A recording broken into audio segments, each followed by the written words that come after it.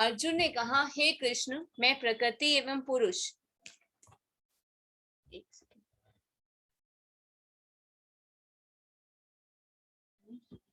अर्जुन ने कहा, हे कृष्ण, मैं प्रकृति एवं पुरुष, भोक्ता, यज्ञ एवं क्षेत्र एवं क्षेत्रज्ञ तथा ज्ञान एवं ज्ञेय के विषय में जानने का इच्छुक हूँ। तो अर्जुन भगवान कृष्ण से कहते हैं कि मैं प्रकृति और पुरुष, प्रकृति क्या है, पुरुष कौन है, परम भोक्ता कौन है, क्षेत्र क्या है, क्षेत्रज्ञ क्या है, ज्ञान क्या है और ज्ञेय क्या है के विषय में जानने का इच्छुक हूँ। तो भगवान बताते हैं, हे कुंती पुत्र, यह शरीर क्षेत्र कहलाता है और इस शरीर को जानने वाला क्षेत्रज्ञ कहलाता है। तो यह शरीर बद्ध जीव के लिए क्या है, कर्म क्षेत्र है। जब हम इस संसार में आते हैं तो क्या करते हैं, भौतिक प्रकृति पर अपना प्रभुत्व जताने का प्रयत्न करते हैं, उसी के लिए हमें ये शरीर प्राप्त होता है। तो ये कर्म क्षेत्र क्या है, शरीर है। शरीर किससे बना होता है, इंद्रियों से बना होता है। बद्ध जीव क्या चाहता है, इंद्रिय तृप्ति करना चाहता है। इंद्रिय तृप्ति करने के लिए ही उसकी जो इच्छा होती है, उसी इच्छा के अनुसार उसे ये शरीर कर्म क्षेत्र प्रदान किया जाता है। तो बद्ध जीव के लिए शरीर क्या है, कर्म क्षेत्र है।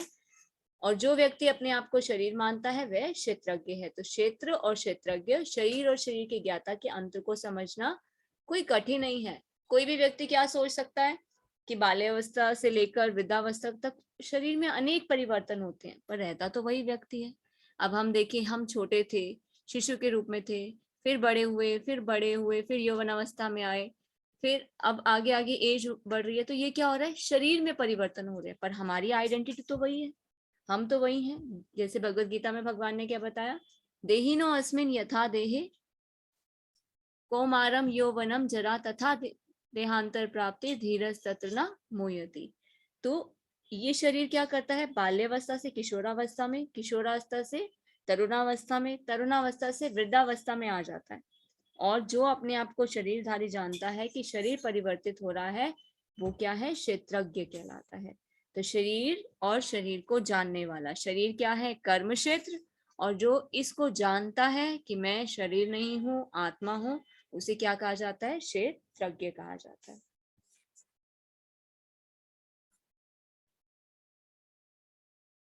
तो अर्जुन कुछ प्रश्न पूछ रहे हैं कृष्ण से कि प्रकृति क्या है, पुरुष क्या है, क्षेत्र क्या है, क्षेत्रज्ञ क्या है, ज्ञान क्या है और ज्ञानम, गोल ऑफ नॉलेज, ज्ञान का लक्ष्य क्या है। तो भगवान प्रकृति का उत्तर देते हुए बताते हैं कि प्रकृति का क्या आता है, भौतिक प्रकृति। जब हम इस भौतिक जगत में आते हैं तो भौतिक प्रकृति के 3 गुणों से हम बंध जाते हैं। प्रकृति के 3 गुण होते हैं, सतोगुण, रजोगुण और तमोगुण। तो इसके बारे में हम आगे नेक्स्ट चैप्टर्स में इसे पूरे विस्तार से चर्चा करेंगे।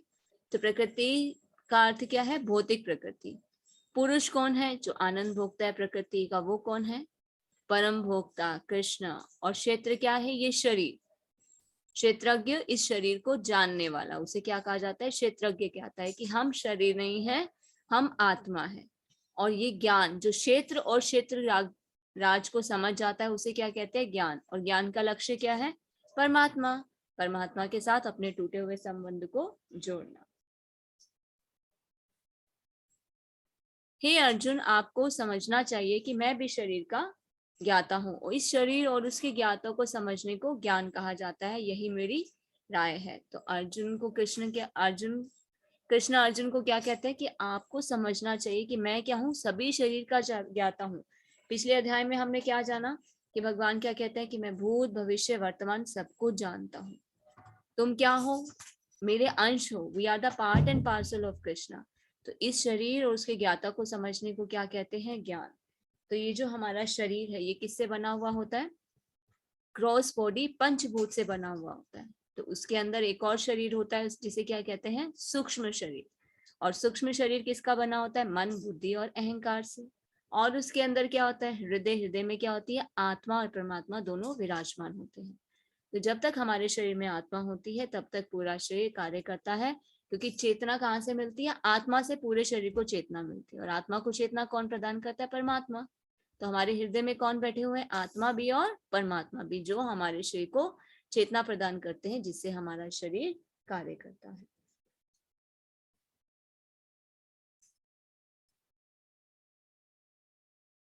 विभिन्न वैदिक ग्रंथों में विभिन्न ऋषियों ने कार्यकलापों के क्षेत्र और उन कार्यकलापों के ज्ञाता के ज्ञान का वर्णन किया है। इसे विशेष रूप से वेदांत सूत्र में कार्य कारण के समस्त तर्क समेत प्रस्तुत किया गया है। तो वेदांत सूत्र में भी इसका वर्णन है, किसका? प्रकृति, पुरुष और चेतना, तर्क वितर्क के साथ इसे प्रस्तुत किया गया है। 13.5 भगवान की शक्ति का प्राकट्य अन्नमय रूप में होता है, जिसका अर्थ है अस्तित्व के लिए भोजन, अन्न पर निर्भरता। यह ब्रह्म की भौतिकतावादी अनुभूति है। अन्न में परम सत्य की अनुभूति करने के पश्चात फिर प्राणमय रूप में मनुष्य सजीव लक्षणों या जीवन रूपों में परम सत्य की अनुभूति करता है। ज्ञानमय रूप में यह अनुभूति सजीव लक्षणों से आगे बढ़कर चिंतन, अनुभव तथा आकांक्षा तक पहुंचती है। तब ब्रह्म की उच्चतर अनुभूति होती है, जिसे विज्ञानमय रूप कहते हैं, जिससे जीव के मन तथा जीवन के लक्षणों को जीव से भिन्न समझा जाता है। उसके पश्चात परम अवस्था आती है, जो आनंदमय है, अर्थात सर्व आनंदमय प्रकृति की अनुभूति है। तो इस प्रकार से ब्रह्म अनुभूति की 5 अवस्थाएं हैं, जिन्हें ब्रह्म पुंज कहा जाता है। इनमें से प्रथम 3 अन्नमय, प्राणमय, ज्ञानमय अवस्थाएं जीवों के कार्यकलापों के क्षेत्र से संबंधित होती हैं और परमेश्वर इन कार्यकलापों के क्षेत्र से परे है और आनंदमय है। तो यहाँ पर हम क्या जानेंगे? ब्रह्म अनुभूति की 5 अवस्थाएं। तो पहली क्या है? अन्नमय। हम अस्तित्व के लिए किस पर जीवित है? हमारा शरीर। किसके लिए? हमारा शरीर को जीवित रखने के लिए किस चीज की आवश्यकता होती है? अन्न की। तो ये अन्न क्या है? ये भगवान की शक्ति का प्राकट्य है। तो भगवान अन्न के रूप में अपनी शक्ति देते हैं। ये क्या है? ब्रह्म का अस्तित्व, भगवान का अस्तित्व हम जानेंगे कि किस प्रकार भगवान की शक्ति का प्राकट्य होता है। पहले अन्न के रूप में होता है, तो ये अन्न से हम क्या करते हैं? हमारा जीवन का अस्तित्व इस पर निर्भर करता है। फिर वो अन्न से क्या होता है? हमारे शरीर में प्राण आते हैं, शक्ति आती है, जिससे मनुष्य क्या कर सकता है? परम सत्य की अनुभूति कर सकता है। जब परम सत्य की अनुभूति करता है, ज्ञान उसे होता है, तो आगे बढ़कर क्या करता है? चिंतन करता है, अनुभव करता है और आकांक्षा तक पहुंचता है। फिर वो कहाँ पहुंचता है? और आगे ब्रह्म की उच्चतर अनुभूति तक पहुंच पाता है, जिसे क्या कहते हैं? विज्ञान में कहते हैं। और लास्ट में क्या आता है? लास्ट में आता है आनंदमय। तो इसे कहा जाता है ब्रह्म पुंज। अन्नमय, प्राणमय, ज्ञानमय, विज्ञानमय और आनंदमय। भगवान की शक्ति की अनुभूति हम अन्न से कर सकते हैं। फिर उससे हमें क्या होता है? अन्न हम लेते हैं तो उससे क्या होता है? हमारे शरीर में प्राण की अनुभूति होती है। जब प्राण होते हैं तो हमें ज्ञान अनुभव होता है, बुद्धि कार्य करना शुरू करती है। बुद्धि कार्य करता है तो हमारे अंदर क्या होते हैं? और लक्षण उत्पन्न होते हैं, जैसे कि चिंतन, अनुभव और आकांक्षा। फिर ये विज्ञानमय के रूप में होता है। फिर क्या होता है? हमें सुख की अनुभूति होती है, आनंद में। तो इसे क्या कहा जाता है? ब्रह्मपुंज कहा जाता है। पंच महाभूत, अहंकार, बुद्धि, अव्यक्त, तीनों गुणों की अप्रकट अवस्था, 10 इंद्रियां तथा मन, 5 इंद्रिय विषय, इच्छा, द्वेष, सुख, दुख, संगात, जीवन के लक्षण तथा धैर्य, इन सबों को संक्षेप में कर्म का क्षेत्र तथा उनकी अंतक्रियाएं विकार कहा जाता है। तो यहाँ पर भगवान क्या बता रहे हैं कि पंच महाभूत, हमारा शरीर किससे बना है? पंच महाभूत से बना है। और उसमें हमारा शरीर पंच महाभूत से बना है, और उसके अंदर क्या होता है? सूक्ष्म शरीर, वो किससे बना होता है? मन, बुद्धि और अहंकार से। फिर आगे बताते हैं 5 ज्ञानेंद्रियां होती है। वो कौन सी होती है? नेत्र, कान, नाक, जीभ और त्वचा। फिर 5 कर्मेंद्रियां होती है, वाणी, पाव, हाथ, गुदा और लिंग। इन इंद्रियों के ऊपर क्या होता है? मन। और इस प्रकार मन समेत कितनी इंद्रियां हुई? 11 इंद्रियां होती है। और इन इंद्रियों के 5 विषय कौन से होते हैं? गंध, स्वाद, रूप, स्पर्श और ध्वनि। तो इन 24 तत्वों का समूह क्या कहलाता है? कार्य क्षेत्र कहलाता है। तो ये हमारा शरीर जो किससे बना है? 24 तत्वों के समूह से बना हुआ है। और हमारे शरीर में कितने प्रकार के परिवर्तन होते हैं? 6 प्रकार के परिवर्तन होते हैं। जैसे कि ये उत्पन्न होता है, फिर बढ़ता है, एक बच्चा पैदा हुआ, फिर धीरे धीरे वो बढ़ने लगता है, तो एक समय के बाद क्या होता है? टिकना शुरू हो जाता है, टिकाव आता है। फिर संतान उत्पन्न करता है और फिर क्षीण होने लग जाता है, बुढ़ापा आता है, और फिर उसके बाद अंत में मृत्यु हो जाती है, समाप्त हो जाता है। तो ये हमारे शरीर के 6 परिवर्तन होते हैं। उत्पन्न होता है, बढ़ता है, टिकता है, संतान उत्पन्न करता है, क्षीण हो जाता है और अंत में समाप्त हो जाता है, मृत्यु हो जाती है। तो देखिए हमारे शरीर की रचना किस प्रकार से होती है, इसे हम इस चैरियट से भी, रथ से भी कंपेयर कर सकते हैं। ये रथ क्या है? हमारा शरीर है। ये 5 घोड़े क्या है? हमारी 5 इंद्रियां हैं। इन घोड़ों को काबू कैसे किया जाता है? मन के द्वारा। ये जो रस्सी है ये है मन, और जिन्हें काबू करता है उसे क्या कहते हैं? इंटेलिजेंस, बुद्धि कहा जाता है। तो अगर ये ड्राइवर इन रस्सियों को अच्छे से काबू करे तभी घोड़े काबू में आएंगे, तो सही दिशा में चलेंगे तो अपने डेस्टिनेशन पर पहुंच पाएंगे। तो ये किसका कार्य होता है? बुद्धि का। मन पर लगाम लगाना और इंद्रियों पर लगाम लगाना। मन को काबू में रखते हैं तो ही इंद्रियों पर लगाम लगता है। तो हमारी 5 इंद्रियां कौन सी होती है? आंख, कान, नाक, जीवा और त्वचा। तो अगर हम इन्हें भगवान की सेवा में लगाते हैं, जैसे आंखों को भगवान के दर्शन करने में, नाक को भगवान को ऑफर किए हुए फ्लावर को स्मेल करने में, कान को भगवान के बारे में सुनने में, हरे कृष्ण महामंत्र का जप सुनना, भगवद गीता भागवतम को सुनना, जीवा को भगवान को ऑफर किया हुआ प्रसाद खाने में, और हरे कृष्ण महामंत्र का जप करने में, त्वचा को भगवान की सेवा करने में, मंदिर की सफाई करना, भगवान को भोग लगाना और भी कार्य करना। तो इस तरह से जब हम अपनी इंद्रियों को भगवान की सेवा में लगाते हैं तो हम अपने मन को कंट्रोल में कर सकते हैं। तो वो किससे होगा? बुद्धि के द्वारा। इंटेलिजेंस, इंटेलिजेंस हमें क्या बताती है? क्या सही है और क्या गलत है, what is right, what is wrong. तो हमें क्या करना है? अपनी बुद्धि को स्ट्रॉन्ग करना है। तो बुद्धि को हम स्ट्रॉन्ग कैसे कर सकते हैं? शास्त्र पढ़ के। जब हम शास्त्र पढ़ते हैं तो हमें क्या पता चलता है? What to do, what not to do, क्या करना चाहिए और क्या नहीं करना चाहिए। तो हम अपनी इंटेलिजेंस का यूज करके अपने मन और इंद्रियों पर काबू करते हैं, जिससे हम अपने इस जीवन रूपी रथ को सही दिशा में लेकर जाते हैं। हमारा ये जीवन जो रथ है, जो शरीर है, वो किससे बना होता है? 24 तत्वों से बना होता है, जिसके बारे में हम पहले भी बता चुके कि शरीर की रचना कैसे होती है। बाहर से जो शरीर दिखाई देता है उसे क्या कहते हैं? स्थूल शरीर। पंच महाभूत से बना होता है, पृथ्वी, जल, अग्नि, वायु और आकाश।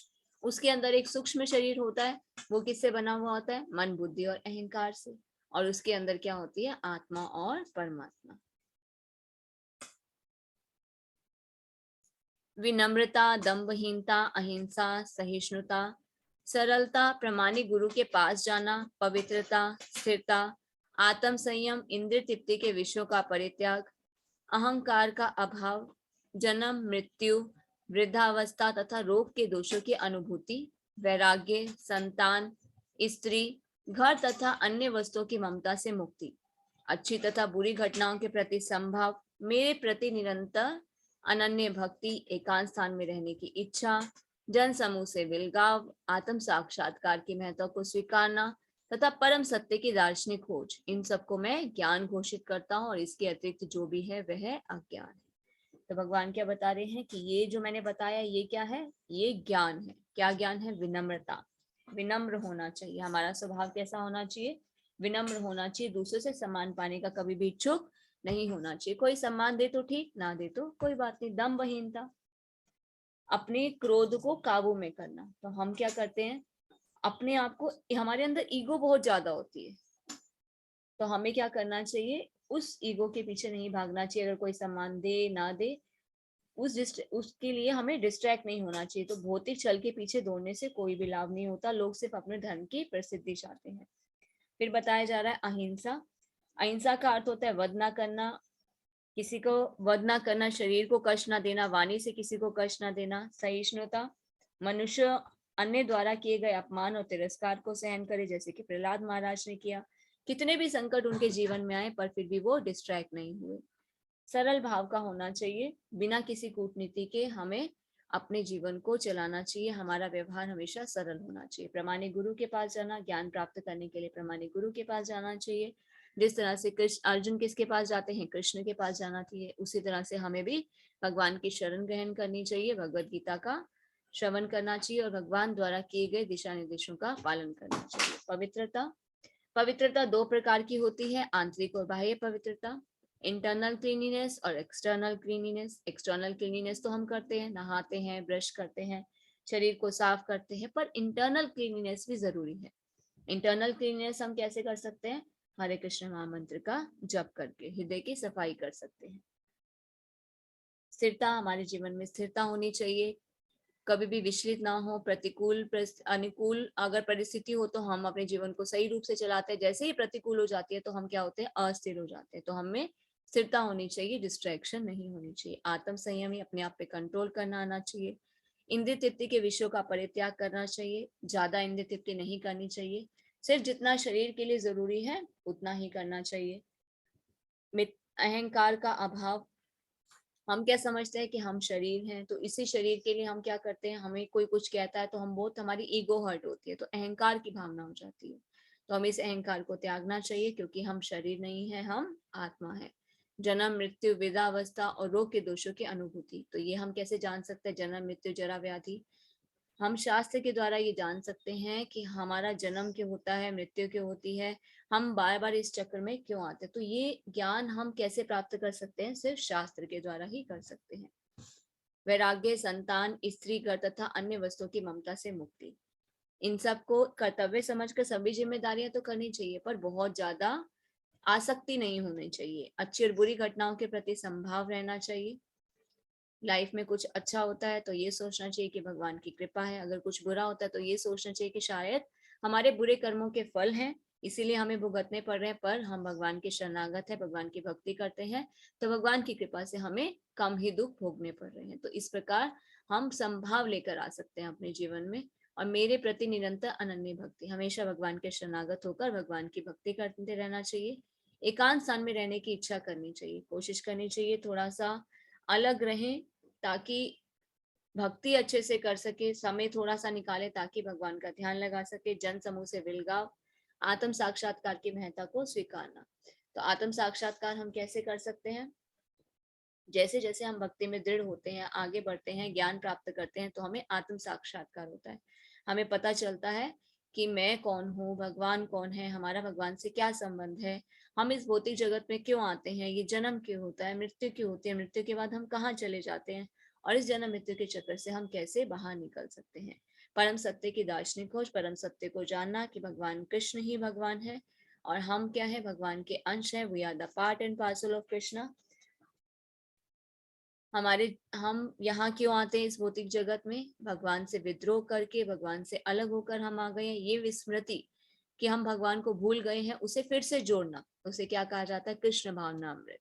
परम सत्य की दार्शनिक खोज करनी चाहिए, जानने का प्रयास करनी चाहिए, क्योंकि भगवान ने हमें बुद्धि दी है। बुद्धि का प्रयोग करके शास्त्रों के द्वारा हम ये जान सकते हैं कि हमारा भगवान से क्या संबंध है और उस टूटे हुए संबंध को हम कैसे जोड़ सकते हैं। तो भगवान क्या बताते हैं, ये सभी ज्ञान है और इसके अतिरिक्त जो भी है वो अज्ञान। 13.13, अब मैं तुम्हें ज्ञेय के विषय में बतलाऊंगा, जिसे जानकर तुम नित्य ब्रह्म का आस्वादन कर सकोगे। यह ब्रह्म या आत्मा जो अनादि है और मेरे अधीन है, इस भौतिक जगत के कारण से परे है। तो भगवान यहाँ पर क्या बता रहे हैं, ज्ञेय के विषय में बताऊंगा, जिससे ब्रह्म का आस्वादन करोगे। क्या जानना, कि हम शरीर नहीं है, हम आत्मा है, आत्मा कभी भी मरती नहीं है और इस भौतिक जगत के कार्य से परे है। तो हम प्रकृति के 3 गुणों से बंधे हुए हैं, पर हम प्रकृति के 3 गुणों से बाहर कैसे निकल सकते हैं, जब हम भगवान के शरणागत होते हैं। सिर्फ भगवान के शरण में आकर ही प्रकृति के 3 गुणों से बाहर निकल सकते हैं। परमात्मा समस्त इंद्रियों के मूल स्रोत हैं, फिर भी वे इंद्रियों से रहित हैं। वे समस्त जीवों के पालन करता होकर भी अनासक्त हैं। वे प्रकृति के गुणों से परे हैं, फिर भी वे भौतिक प्रकृति के गुणों के स्वामी है। तो भगवान क्या है, निर्गुण है। निर्गुण का क्या अर्थ होता है, देखिए गुण का अर्थ होता है भौतिक गुण, लेकिन उसकी इंद्रियां क्या होती है, भौतिक आवरण से रहित होती है। भगवान क्या करते हैं, भगवान मूल स्रोत तो है पर वो इससे अलग है, अनासक्त है, तो प्रकृति के गुणों से परे है। तो हम भगवान के जब शरणागत होते हैं, प्रकृति के गुणों को लांग कर कौन से गुण में आते हैं, शुद्ध सत्व गुण में आते हैं। तो भगवान के प्रकृति के समस्त गुणों के स्वामी है। तो अगर हम भगवान की शरण में जाते हैं तो हम प्रकृति के 3 गुणों को लांग कर, क्योंकि हम क्या है, जकड़े हुए हैं। जैसे हम इस भौतिक जगत में आते हैं, प्रकृति के 3 गुण सतोगुण रजोगुण और तमोगुण से बन जाते हैं। वो कैसे हैं, रस्सी के समान, पर जकड़े हुए हैं। चाहे वो सोने की हो, चांदी की हो या लोहे की, पर जकड़े तो हुए। इससे हम बाहर कैसे निकल सकते हैं, से भगवान के शरणागत होकर। जब भगवान के शरणागत होते हैं तो प्रकृति के 3 गुण हम पर कोई भी प्रभाव नहीं डालते हैं, क्योंकि हम भगवान के शरणागत हैं और प्रकृति के 3 गुण भगवान के नियंत्रण में है। परम सत्य समस्त जीवों के बाहर तथा भीतर स्थित है। वे भौतिक इंद्रियों के द्वारा जानने या देखने के परे है। यद्यपि वे अत्यंत दूर हैं, किंतु हम सबों के निकट भी हैं। तो भगवान के हैं चर अचर, सभी के बाहर और भीतर भी स्थित है। भगवान का है कण कण में व्याप्त है, बाहर भी है और हमारे हृदय में भी है। भगवान हर एक जीव के हृदय में परमात्मा के रूप में विराजमान है। तो इंद्रियों के द्वारा जानने और देखने से परे है। भौतिक इंद्रियों से हम भगवान को नहीं जान सकते। भगवान हमारे पास है पर फिर भी हम नहीं जान सकते। पर भगवान को हम कैसे जान सकते हैं? प्रेमांजन छुरित भक्ति विलोचनेन, भक्ति रूपी अंजन लगाकर हम भगवान के दर्शन अपने हृदय में कर सकते हैं। तो ब्रह्मा जी ब्रह्म संहिता में बताते हैं प्रेमांजन छुरित भक्ति विलोचनेन, भक्ति के द्वारा हम भगवान के दर्शन कर सकते हैं, नहीं तो भौतिक इंद्रियों के द्वारा हम भगवान को नहीं जान पाते। तो वे समस्त प्रकाशमान वस्तुओं के प्रकाश स्रोत हैं। वे भौतिक अंधकार से परे हैं, अगोचर हैं, वे ज्ञान है, ज्ञेय हैं, ज्ञान के लक्ष्य हैं, वे सबों के हृदय में स्थित है। तो कृष्ण सूर्य सम, माया है अंधकार। तो जहां पर कृष्ण है वहां माया रूपी अंधकार का नाश हो जाता है। तो अगर हम भगवान को जानते हैं तो हम सभी तत्वों को समझ सकते हैं। ज्ञान क्या है, ज्ञेय क्या है, ज्ञान का लक्ष्य क्या है, हम कौन है, हमारा भगवान के साथ क्या संबंध है, भगवान कौन है, भौतिक प्रकृति क्या है, काल क्या है। तो इन सब विषयों को हम कैसे जान सकते हैं? जब हम भगवान के शरणागत होते हैं, भक्ति करते हैं। श्रवण और कीर्तन के द्वारा हम भगवान को जान सकते हैं। और भगवान कहाँ रहते हैं? वे सबके हृदयों में स्थित हैं, हर एक जीव के हृदय में वास करते हैं। तो इस प्रकार मैंने कर्म क्षेत्र, ज्ञान तथा ज्ञेय का संक्षेप में वर्णन किया है। इसे केवल मेरे भक्त ही पूरी तरह समझ सकते हैं और इस तरह मेरे स्वभाव को प्राप्त करते हैं। तो भगवान क्या बता रहे हैं कि भौतिक इंद्रियों के द्वारा मुझे नहीं जाना जा सकता। हम अपने मन की कल्पना से भगवान को नहीं जान सकते। कैसे जान सकते हैं? भक्ति के द्वारा ही। देखिए, इस अध्याय में भी भगवान ने क्या किया? पहले सब कुछ बताया, ज्ञान क्या है, ज्ञेय क्या है, क्षेत्रज्ञ क्या है। अब भगवान क्या बता रहे हैं? सब कुछ बताने के बाद सिर्फ भक्ति के द्वारा ही मुझे समझ सकते हो। तो हम मानसिक कल्पना से नहीं समझ सकते, अपनी इंद्रियों से नहीं समझ सकते, भौतिक इंद्रियों से। अगर भक्ति करते हैं, भगवान के शरणागत होते हैं, तो हम भगवान को जान पाते हैं। क्योंकि फिर भगवान क्या करते हैं? दिव्य ज्ञान हृदय प्रकाशित, तो हमारे हृदय में दिव्य ज्ञान का प्रकाश करते हैं। तो फिर हम भगवान को जान पाते हैं और उनके स्वभाव को प्राप्त करते हैं। प्रकृति तथा जीवों को अनादि समझना चाहिए। उनके विकार और गुण क्या है? प्रगति जन्य। तो ये जो शरीर, हम कितनी योनियां होती हैं? 84 लाख योनियां होती हैं। तो हमें ये शरीर कैसे प्राप्त होता है? क्योंकि हम इंद्रिय तृप्ति करना चाहते हैं, भगवान से हम अलग होके आते हैं, विस्मृति कर लेते हैं भगवान से। इंद्रिय तृप्ति की इच्छा, प्रकृति पर प्रभुत्व जताने की इच्छा से हमें ये शरीर प्राप्त होता है। तो जैसी हमारी इच्छा होती है वैसे हमें ये शरीर प्राप्त होता है। 84 लाख योनियों में से जैसी हमारी इच्छा होती है भगवान हमें वैसा शरीर प्रदान करते हैं अपनी इंद्रियों का भोग करने के लिए। प्रकृति समस्त भौतिक कारणों तथा कार्यों की हेतु कही जाती है और जीव इस संसार में विविध सुख दुख के भोग का कारण कहा जाता है। तो इस संसार में जीव क्या करता है? इंद्रिय तृप्ति करने के लिए आता है, इसीलिए उसे सुख और दुख होते हैं। तो देखिए, जैसे हमारी इच्छा होती है वैसा शरीर मिलता है। भगवत गीता के फ्रंट पेजेस में कुछ कलर्ड पिक्चर्स हैं, उसमें भी आप देख सकते हैं। अगर हमारी इच्छा कैसी है, नग्न, आजकल क्या है, नग्न रहने का लोगों को क्या लगता है? ब्यूटी किस में होती है? आप बॉडी को एक्सपोज करने में होती है। तो फीमेल क्या करते हैं? बॉडी को एक्सपोज करते हैं, छोटे कपड़े पहनना, अपने शरीर को प्रदर्शन करना। तो ये इच्छा क्या है? दिखाना, नग्नता दिखाने की जो इच्छा, भगवान क्या करते हैं? इस इच्छा को भी पूरा करते हैं। अगर हमारी ये इच्छा रहती है एक्सपोज करने की, तो अगले जन्म में कौन सा शरीर मिलता है? वृक्ष की योनि मिलती है, पेड़ मिलता है। पेड़ क्या करते हैं? हमेशा नग्न खड़े रहते हैं। भगवान बोलते हैं ठीक है, ये इच्छा है ना, लो तुम्हारी इच्छा पूरी। अब ये शरीर किसका मिलेगा? पेड़ की योनि मिलेगी। अगर नॉनवेज खाने का बहुत शौक होता है तो भगवान क्या करते हैं? वो इच्छा भी पूरी करते हैं। वो कैसे? नेक्स्ट बर्थ में क्या बनाते हैं? शेर की योनि देते हैं, शेर का शरीर प्रदान करते हैं ताकि हम अपनी इच्छाओं की पूर्ति कर सकें। किसी किसी को बहुत सोने का शौक होता है, सुबह से कि रात तक बस थोड़ा उठा, खाया पिया और सो गया, खाया पिया और सो गया। कोई कार्य नहीं करना, कार्य करने की क्षमता होते हुए भी कार्य करने की कोई इच्छा नहीं होती, आलस्य और नींद में रहते हैं। तो ऐसे लोगों को भगवान कौन सी बॉडी देते हैं? भालू की। भालू क्या करता है? मोस्ट ऑफ टाइम सोता है। उसी तरह से कुछ लोगों को बहुत ही गंदगी खाने की इच्छा होती है, गाय का मांस खाना, गंदगी, ऐसी चीजें जो हमारे लिए बनी ही नहीं है। तो ऐसे लोगों को भगवान कौन सी बॉडी देते हैं? उनकी इच्छा पूर्ति करने के लिए उन्हें एक सुअर, पिग की बॉडी देते हैं। सुअर क्या खाता है? गंदगी खाता है। उसके सामने आप कितना भी अच्छी चीज फेंक दे पर वो क्या खाएगा? गंदगी ही खाएगा। मल, दूसरे जानवरों का मल, कीचड़, नालियों में वो खाता है। तो इस तरह से जैसे हमारी इच्छा होती है वैसे हमें शरीर प्राप्त होता है। फिर उस शरीर से हम क्या करते हैं? फिर से वो जो कर्म करते हैं वही हमारे सुख और दुख का कारण कहा जाता है। तो कई बार कहते हैं ना, हमारे जीवन में दुख क्यों आते हैं? क्या भगवान हमें दुख देते हैं? क्या भगवान इस चीज को रोक नहीं सकते? हम अपने भाग्य के खुद निर्माता है। तो जैसे हम कर्म करते हैं वैसे ही हमें उसका फल मिलता है। तो वो किस रूप में मिलता है? सुख और दुख के रूप में मिलता है।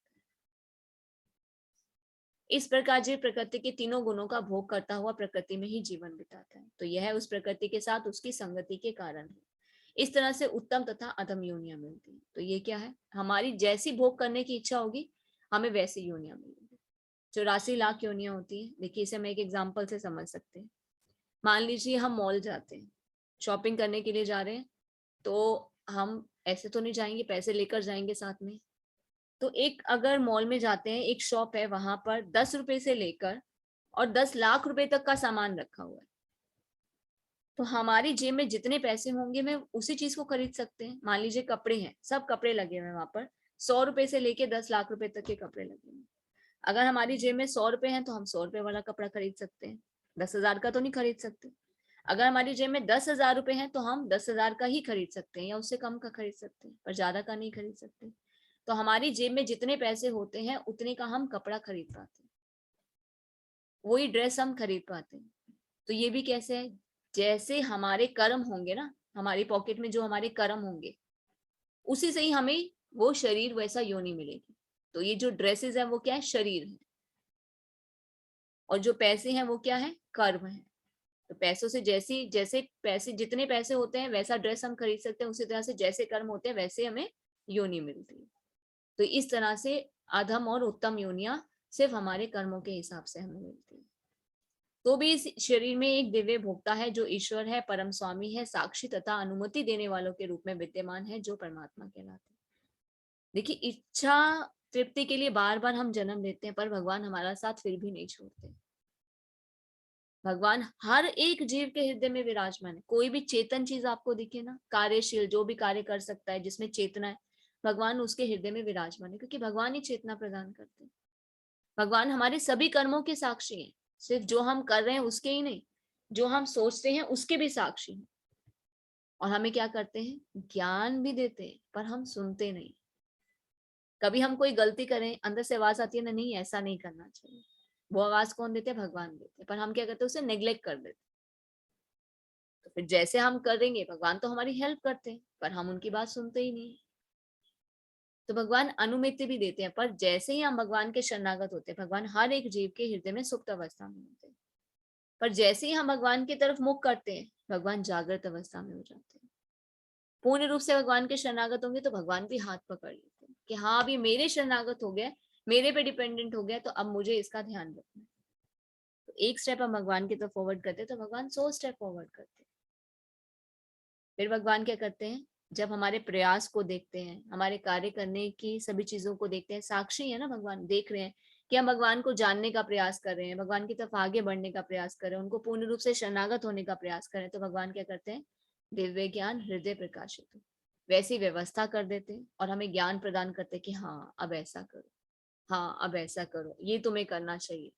अब आप देखिए कि ये कोर्स के लिए आप कहाँ से आए? सिर्फ एक मैसेज आया, मैसेज को देख के निगलेक्ट भी तो कर सकते थे, बहुत सारे लोग करते हैं। मैसेज तो सबके व्हाट्सएप पे गया होगा, सबके फेसबुक पे गया होगा, लोगों ने क्या किया? नेग्लेक्ट किया। भगवान ने आपको स्वीकृति दी कि हाँ नहीं देखो, देखा ही नहीं, आप लोगों ने रजिस्टर भी किया, रजिस्ट्रेशन के लिए टाइम भी निकाला, क्योंकि आप प्रयास करें तो फिर भगवान भी हेल्प करें। फिर आए, कुछ लोग तो आए भी और चले भी गए क्योंकि उन्होंने प्रयास नहीं किया। आप लोग अभी तक टिके हुए। अब लास्ट सेशन तक देखते हैं कौन कितने लोग रह जाते हैं। ये क्या होंगे? मनुष्य नाम सहस्रेशु कश्चित् यति सिद्धये। भगवान क्या बताते? कई हजारों करोड़ों मनुष्य में से कोई एक ही मुझे जानने का प्रयास करता है। हर कोई मुझे नहीं जान पाता। जिसपे भगवान की विशेष कृपा होती है ना, और जो प्रयास करता है तो वही भगवान को और जान पाता है। आप सभी जितने हैं यहाँ पे फॉर्चुनेट सोल्स, भगवान की आप सभी पर कृपा है तो ही आप भगवान को जान पा रहे हैं। भगवान क्या कर रहे हैं? दिव्य ज्ञान हृदय प्रकाशित। हम सबके हृदय में भगवान बैठे, सिर्फ हमारे प्रयास को देखते हैं। तो जैसे ही हमने प्रयास किया, तुरंत भगवान क्या करते हैं? जागृत अवस्था में हो जाते हैं और हमारी हेल्प करते हैं।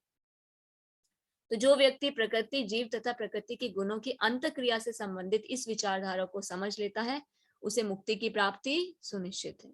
उसकी वर्तमान स्थिति चाहे जैसी भी हो, यहाँ पर उसका पुनर्जन्म नहीं होता। अब कई बार कहते हैं ना, हम तो बहुत बहुत गलत कार्य करते हैं, हमें तो बहुत दुख हो रहा है कि ये जान करके हमने ऐसे ऐसे कार्य किए, हमारी तो स्थिति कितनी खराब है, क्या भगवान हमें अपनी शरण देंगे? क्या हमें मुक्ति मिलेगी? तो देखिए यहाँ भगवान क्या आंसर दे रहे हैं कि जो मेरी इस विचारधारा को समझ लेता है कि प्रकृति क्या है, जीव क्या है, प्रकृति के गुण क्या है, तो उसकी मुक्ति निश्चित है। उसकी स्थिति कैसे भी हो, पर उसका पुनर्जन्म नहीं होगा। तो हम भगवान के शरणागत होते तो हमारा तो बेनिफिट ही बेनिफिट है। ये जीवन भी सुख में होगा और आगे भी मुक्ति मिलेगी, दोबारा जन्म ही नहीं लेना पड़ेगा, जन्म मृत्यु के चक्कर में फिर से आना ही नहीं पड़ेगा।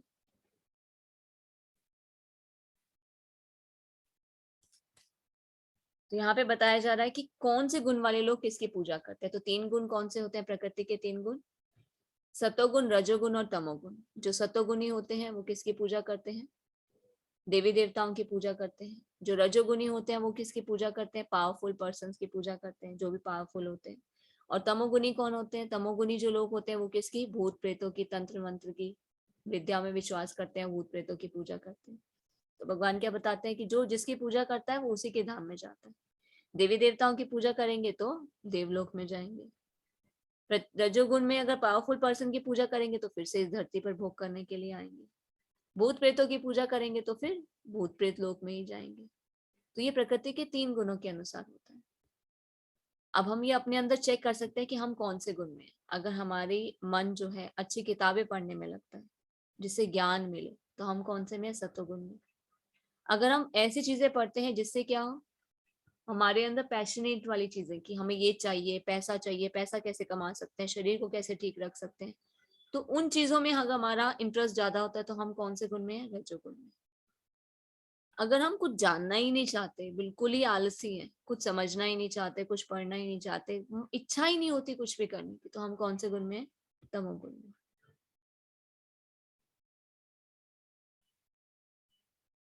3 गुणों वाले लोगों का खान पान कैसा होता है, हम अपने अंदर देखेंगे कि सभी हम कौन से गुण में हैं। सतोगुणी लोग क्या खाते हैं? सात्विक खाना खाते हैं।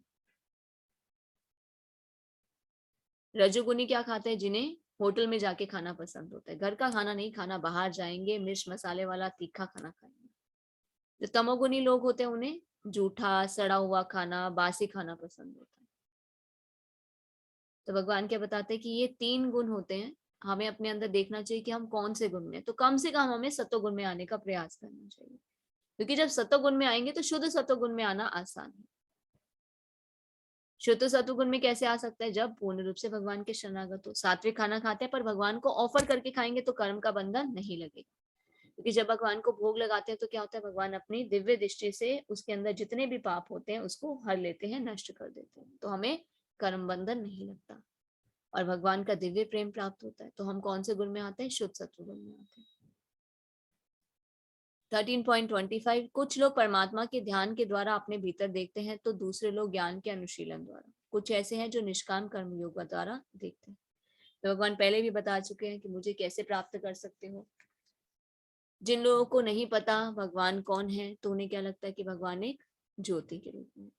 जिन्हें ज्ञान कम होता है, जिन्हें और थोड़ा और ज्ञान होता है, वो क्या जान पाते हैं कि भगवान हर एक जीव के हृदय में परमात्मा के रूप में विराजमान है। जब कोई और जानने का प्रयास करता है तो उसे क्या पता चलता है कि भगवान का बहुत ही सुंदर स्वरूप है, टू हैंडेड श्याम सुंदर।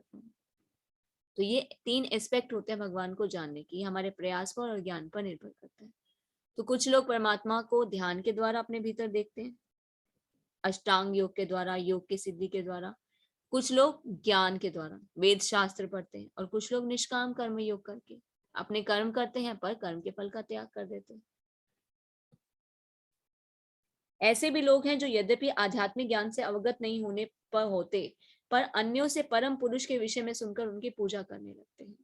ये लोग भी प्रामाणिक पुरुषों श्रवण करने की मनोवृत्ति होने के कारण जन्म मृत्यु को पार कर जाते हैं। अगर हमें आध्यात्मिक ज्ञान नहीं है, कभी शास्त्र नहीं पढ़े, पर किसी परम पुरुष से सुन लेते हैं भगवान के बारे में और भगवान के बारे में जानकर फिर भगवान के शरणागत होकर भगवान की भक्ति करने लगते हैं, तो भी जन्म मृत्यु को पार कर जाते हैं।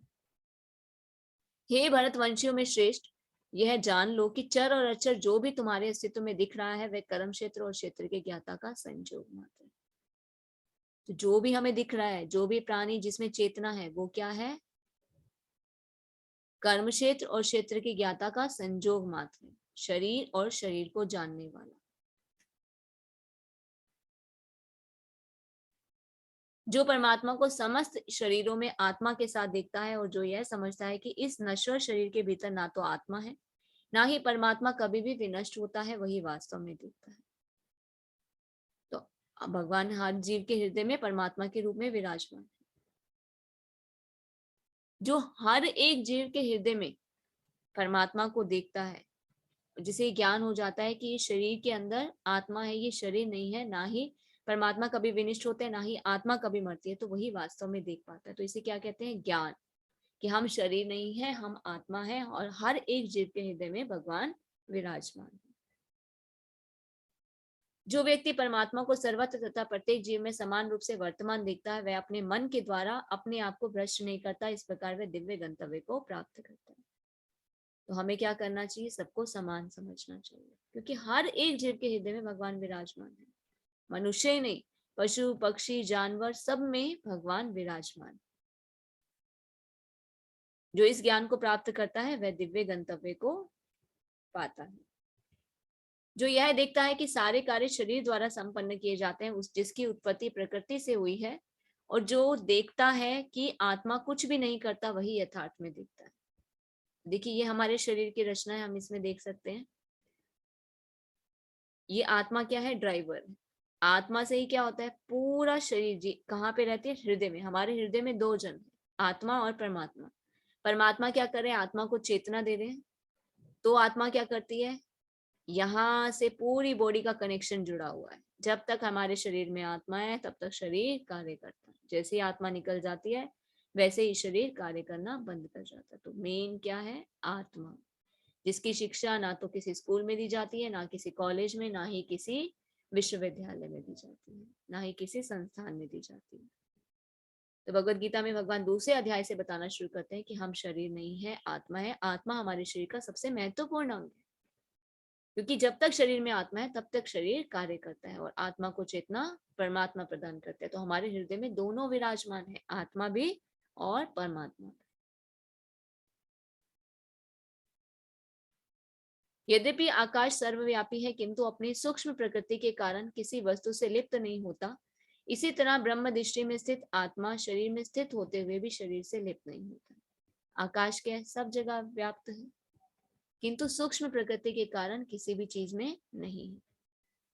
उसी तरह से आत्मा शरीर में रहती है पर शरीर में लिप्त नहीं होती, शरीर को चेतना प्रदान करती है। तो शरीर से ही पूरा शरीर, आत्मा से ही पूरा शरीर कार्यरत होता है। हे भरतपुत्र, जिस प्रकार सूर्य अकेले सारे ब्रह्मांड को प्रकाशित करता है, उसी प्रकार शरीर के भीतर स्थित एक आत्मा सारे शरीर को चेतना से प्रकाशित करती है। अब कई बार क्या प्रश्न होता है, आत्मा कैसे कर सकते हैं? क्योंकि आत्मा का तो साइज बहुत छोटा है, आत्मा तो दिखाई भी नहीं देती है। आत्मा का क्या साइज है? हमारे बाल के टिप का 1/10,000 पार्ट। अगर हम अपना एक बाल पकड़े, उसका अग्र भाग देखें, टिप देखें, अगर उसे 10,000 हिस्सों में बांट दे तो 10,000वां जो हिस्सा होता है वो आत्मा का साइज होता है। इतनी छोटी होती है आत्मा, पर हमारे शरीर में वो रहती है तो ही पूरे शरीर को चेतना मिलती है। अब सूर्य है, सूर्य कितना छोटा हम देखते हैं तो कितना छोटा दिखाई देता है, पूरे ब्रह्मांड में प्रकाश फैलाता है। जब सूर्य कर सकता है तो आत्मा क्यों नहीं? जिस तरह से सूर्य पूरे ब्रह्मांड को प्रकाशित करता है, उसी तरह से आत्मा भी हमारे शरीर को चेतना से प्रकाशित करती है। जो लोग ज्ञान के चक्षुओं से शरीर तथा शरीर के ज्ञाता के अंतर को देखते हैं, वे बंधन की मुक्ति की विधि को भी जानते हैं, उन्हें परम लक्ष्य प्राप्त होता है। तो ये ज्ञान होना कि हम शरीर नहीं है, आत्मा है, आत्मा हमारे शरीर का महत्वपूर्ण अंग है, आत्मा ही हमारे शरीर को चेतना प्रदान करती है और हमारे हृदय में भगवान विराजमान है। तो जो ये सब चीजें जान जाते हैं, उसे वह बंधन से मुक्ति होती है और किसे प्राप्त करता है? परम लक्ष्य को प्राप्त करता है। इस 13वें अध्याय का तात्पर्य यही है कि मनुष्य को शरीर, शरीर के स्वामी और परमात्मा के अंतर को समझना चाहिए। तो हम कौन है? हम शरीर नहीं है, हम आत्मा है। आत्मा कहाँ रहती है? हमारे हृदय में रहती है। आत्मा परमात्मा दोनों हृदय में रहते हैं। आत्मा पूरे शरीर को चेतना प्रदान करती है और भगवान आत्मा को चेतना प्रदान करते हैं। तो ये जो सब चीजें जान लेता है उसे परम गति प्राप्त होती है। तो श्रद्धालु को चाहिए कि सर्वप्रथम वह ईश्वर का श्रवण करने के लिए सत्संगति करे, धीरे धीरे प्रबुद्ध बने। यदि गुरु स्वीकार कर लिया जाए तो पदार्थ और आत्मा के अंतर को समझा जा सकता है। वही अग्रिम आत्म साक्षात्कार के लिए शुभारंभ बन जाता है। गुरु अनेक प्रकार के उपदेशों से अपने शिष्य को देहात्म बुद्धि से मुक्त होने की शिक्षा देता है। उदाहरणार्थ भगवत गीता में कृष्ण अर्जुन को भौतिक बातों से मुक्त होने के लिए शिक्षा दे रहे हैं।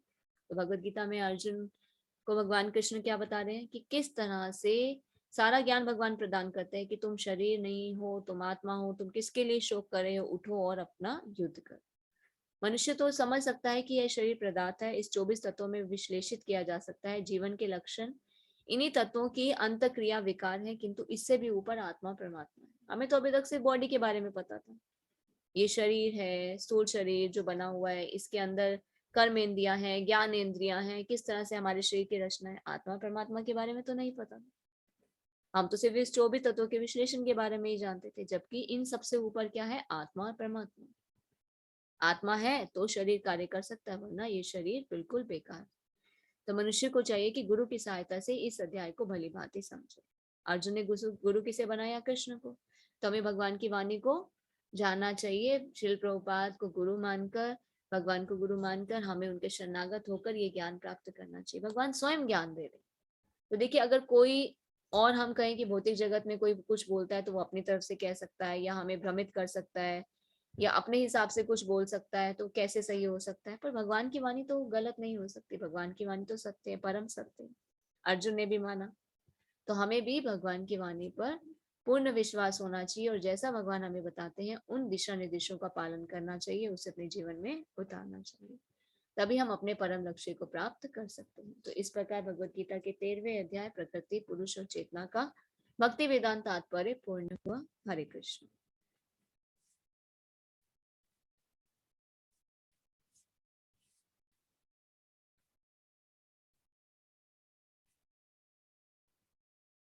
हरे कृष्णा। आशु प्रभु जी, आप पूछ रहे हैं कि भगवान की परा और अपरा शक्ति क्या होती है। देखिए, हम क्या है, हम जीव भगवान की परा शक्ति है। अपरा शक्ति क्या होती है, ये भौतिक शक्ति। जैसे हमारा शरीर है, भौत किससे बना हुआ है, पंचभूत से, और इसके अंदर क्या है, मन बुद्धि और अहंकार। पर हम जीव, ये आत्मा क्या है, परा, ये परा शक्ति है।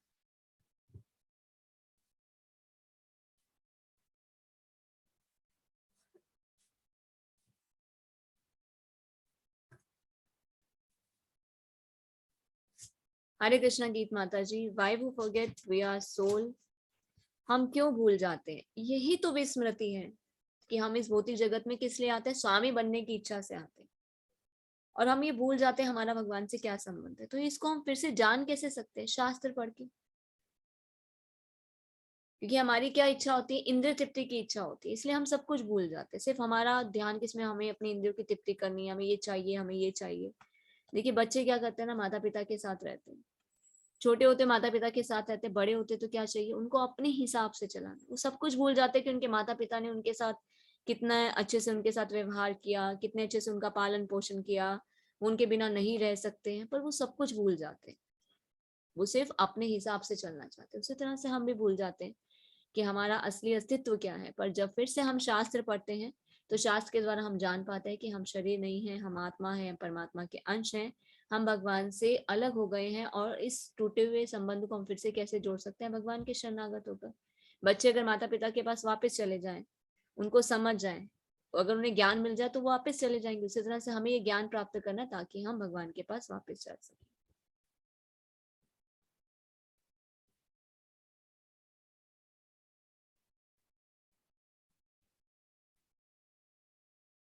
हरे कृष्ण। काव्य माता जी, हम कहते हैं कि सात्विक भोजन खाना चाहिए, पर इस्कॉन में देखिए, अब इस्कॉन में पिज्जा बर्गर भी मिलता है, पर वो क्या है ना, बनाया जाता है, पूरी आइटम्स वहीं पे बनाई जाती हैं और भगवान को ऑफर भी किया जाता है। उसका बनाने का तरीका सात्विक है ना, उसमें इंग्रेडिएंट्स कौन से यूज किए जाते हैं, हमें वो देखना चाहिए। अब इच्छा, अब हम कहेंगे ये तो बिल्कुल ही दाल चावल खिला रहे हैं, हम तो भाग आएंगे ना वहां से। तो ये क्या होता है ना, ऊपर से दिखाकर और अंदर से भगवान का भोग खिलाया जाता है। ये बाहर की पैकिंग जो हमें जैसा चाहिए, हमारा टेस्ट है। तो देखिए, ऐसे ही लोग धीरे धीरे बढ़ते हैं। उनको किस लिए बाहर, किस लिए खाने के लिए जाते हैं, पिज्जा बर्गर खाना है। दाल रोटी सब्जी तो मम्मी भी घर पे बनाती है, पर वो नहीं खाना। हमारी अट्रैक्शन किस में होती है, उन चीजों में होती है। तो अगर उसे भगवान को भोग लगा के खाते हैं और उसे अच्छे तरीके से बनाकर खिलाते हैं, बच्चों को हैबिट हो जाती है, बाहर जाके भी वही खाएंगे। बच्चों को बताना चाहिए कि बाहर अच्छा नहीं बनता है, भगवान को भोग नहीं लगता है, भगवान को भोग लगाकर खाना चाहिए। देखिए, घर पे हम भी पास्ता बनाते हैं, पिज्जा बनाते हैं, पर घर में सब चीजें बनाते हैं, फिर भगवान को भोग लगाकर खिलाते हैं। तो बच्चों की इच्छा की पूर्ति फिर हम घर पे कर सकते हैं ना, उन्हें ये बताना चाहिए बाहर अच्छे से नहीं बनता है, कितनी गंदी उसमें चीजें यूज की जाती हैं। अगर कभी हम देखें ना माता जी, कोई होटल में हम जाते हैं, अगर उसके बैक किचन में जाके देखें किस तरह से काम होता है, जिंदगी में कभी खाएंगे नहीं। हमने खुद ऐसे देख कर छोड़ा है। बहुत समय पहले हम लोग भी खाते थे, पर जाकर जब देखा बैक किचन में किस तरह की चीजें यूज होती है। अभी भी कभी सब्जी वाले के यहाँ जाते हैं सब्जी खरीदने के लिए, तो वो भी ये बताते हैं कि होटल वाले सबसे गंदी सब्जियां लेकर जाते हैं, सबसे सस्ती, जो हम बेच भी नहीं सकते उन्हें। तो क्योंकि उनको कमाई करनी है, तो हमें बच्चों को अवेयर करना चाहिए। अगर बोलेंगे नहीं खाना, बाहर का नहीं खाना, होटल का नहीं खाना, तो वो हम उन चीजों को वहां पे नहीं, बच्चों को सही गलत की पहचान बतानी चाहिए कि वो अच्छी चीजें यूज नहीं करते, उसमें कीड़े होते हैं, प्रॉपर ढंग से बनाते नहीं है, गंदा पानी यूज करते, तो फिर बच्चों को क्लैरिटी आती है।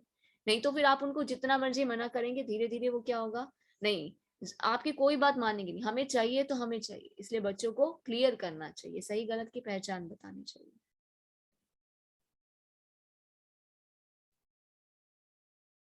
हरे कृष्णा परीक्षित प्रभु जी। जी देखिए, सात्विक भोजन दाल चावल बिना प्याज लहसुन का हमें खाना चाहिए। भगवान को ऑफर करते हैं तो वैसे प्याज लहसुन वो शुद्ध सात्विक हो गया। फिर जब भगवान को भोग लगाते हैं तो फिर वो शुद्ध सात्विक खाना होता है।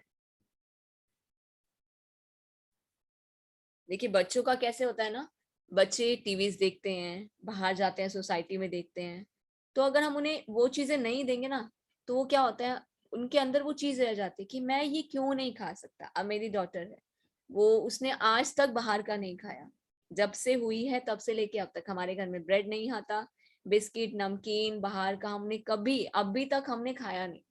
उसने तो बिल्कुल टेस्ट भी नहीं किया, हमने तो फिर भी खाया है, पहले खाते थे हम, जब हम इस्कॉन में नहीं थे, भक्ति नहीं करते थे, पर उसको हमने बिल्कुल भी नहीं दिया, और उसकी इच्छा भी नहीं होती, क्योंकि उसे पता है कि बाहर एकदम बेकार, उसे घर का खाना इतना अच्छा लगता है, घर में वैरायटीज बनाते हैं, आइटम्स बनाते हैं, आइसक्रीम है, पास्ता है, पिज्जा है, तो वो उसको वो ये नहीं लगता कि मैं बाहर वो चीजें नहीं खा रही, सब कुछ हम घर पे बना के उसको खिलाते हैं। तो इस तरह से बच्चों को सेटिस्फाइड करना चाहिए, और उन्हें सही गलत की पहचान भी बतानी चाहिए और सेटिस्फाइड भी करना चाहिए।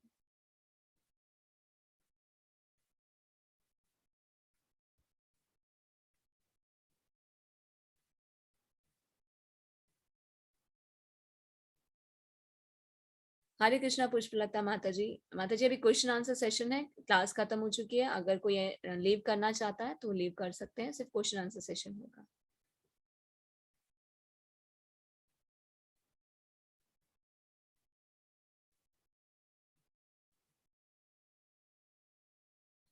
हरे कृष्णा गीत माता जी, आप पूछ रहे हैं कि जो भक्ति करते हैं उसके पूर्वज जैसे माता पिता को मुक्ति मिलती है, तो क्या वो प्रेम भक्ति लॉर्ड कृष्णा देते हैं या सिर्फ मुक्ति? अरे भक्ति से मुक्ति नहीं, भगवत धाम की प्राप्ति होती है। ऐसा भागवतम में बताया जाता है कि जिस घर में भक्ति करते हैं तो उनके पहले के 7 जो पुश्तें होती हैं, और आने पहले के 7 पूर्वज और आने वाली 7 जो पुश्तें होती हैं, वो सभी भगवत धाम जाती है, उन्हें मुक्ति नहीं भक्ति मिलती है, भगवान की भक्ति मिल जाती है, तो वो भी भगवत धाम पहुंच जाते हैं। तो भक्त जो होते हैं मुक्ति कामी नहीं होते, भक्ति कामी होते हैं, तो हमें भक्ति करनी चाहिए और भक्ति की ही कामना करनी चाहिए।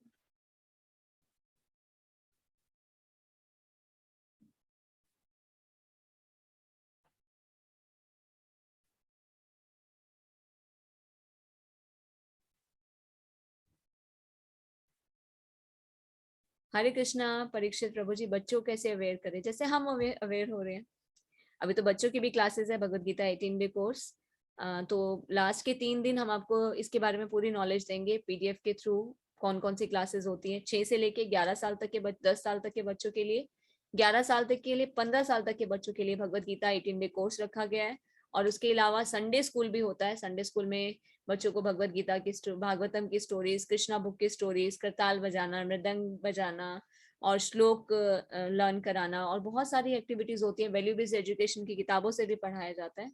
तो इस तरह से हम बच्चों को भी अवेयर कर सकते हैं, क्योंकि देखिए ज्ञान ना, जब तक हम बच्चों को स्कूल नहीं भेजते तब तक बच्चों को ज्ञान नहीं मिलता। उसी तरह से जैसे आध्यात्मिक शिक्षा में उनको थोड़ा सा पुशअप हम करेंगे, तो वो जितना समझेंगे सीखेंगे तो उन्हें अपने आप नॉलेज मिलेगी।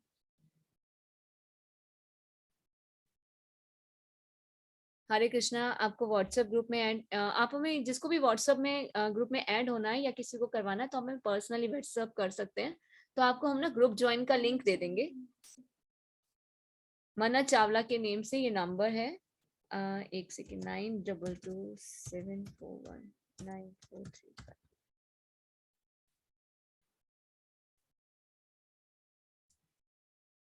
हरे कृष्णा मोटो जी 5S+, आप ऐड होना चाहते हैं तो ये नंबर पे आप हमें व्हाट्सएप कर दीजिए, तो आपको हम लिंक दे देंगे, तो आप ज्वाइन हो सकते हैं।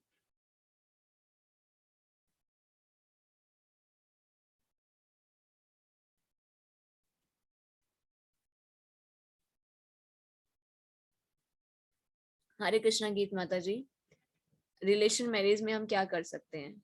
हम तो घर से खाना खाकर जाते हैं माता जी। तो देखिए वहां पे जाकर कोई हमें इंसिस्ट करता है, हाँ हाँ ले रहे हैं, हाँ ले रहे हैं, तो हाथ में फ्रूट ले लेते हैं, बस वो ये पकड़ के थोड़ा सा, किसी को नहीं पता चलता, कहीं ये मत कही कि नहीं हम नहीं खाते, तो लोग पीछे पड़ जाते हैं, दिखाना नहीं है, क्योंकि जितना ज्यादा बोलते हैं ना उतना लोग पीछे पड़ जाते हैं। कई बार हम क्या बहाना करते हैं, तबीयत ठीक नहीं है, बहुत ज्यादा करीबी लोग होते हैं जैसे पेरेंट्स, नहीं तबीयत ठीक नहीं है, पेट बहुत दुख रहा है, घर से खाकर आते हैं, बहुत कुछ, अगर टाइम भी नहीं है कि घर की मैरिज है और टाइम नहीं है, तो खिचड़ी बनाकर ही खा लीजिए, कम से कम पेट भी भरा हुआ होगा, भूख भी नहीं लगेगी, और वहां जाके फिर वो खाना भी नहीं खाना पड़ेगा। तो थोड़े से हमें ना ट्रिक्स यूज करनी चाहिए। हरे कृष्णा अनुपम कुमारी माता जी, माता जी रजिस्ट्रेशन का लिंक हम आपको ग्रुप में दे देंगे, 2-3 दिन, 2 दिन और वेट कीजिए, क्योंकि 16 17 और 18 ये लास्ट के 3 दिन में हम सब आपको लिंक देंगे, ताकि आप बच्चों को ज्वाइन करवा सकें। और टाइमिंग जो है सुबह 6 बजे का है, दोपहर को 3:30 बजे, 5 बजे भी क्लास होती है, 7 बजे भी होती है, 9 बजे भी होती है, तो आप अपने बच्चों के कंफर्टेबल टाइमिंग के अकॉर्डिंग उन्हें ज्वाइन करवा सकते हैं।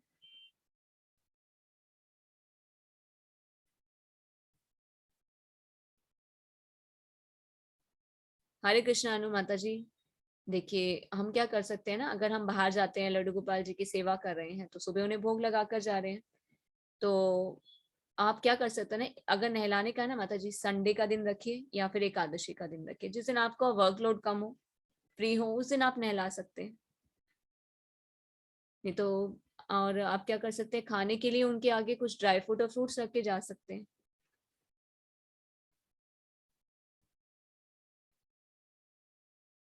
हरे कृष्णा अजय कुमार प्रभु जी, जी प्रभु जी, संडे क्लास के लिए भी हम डायरेक्टली आपको व्हाट्सएप ग्रुप के लिंक दे देंगे, तो आप उसमें ज्वाइन हो सकते हैं।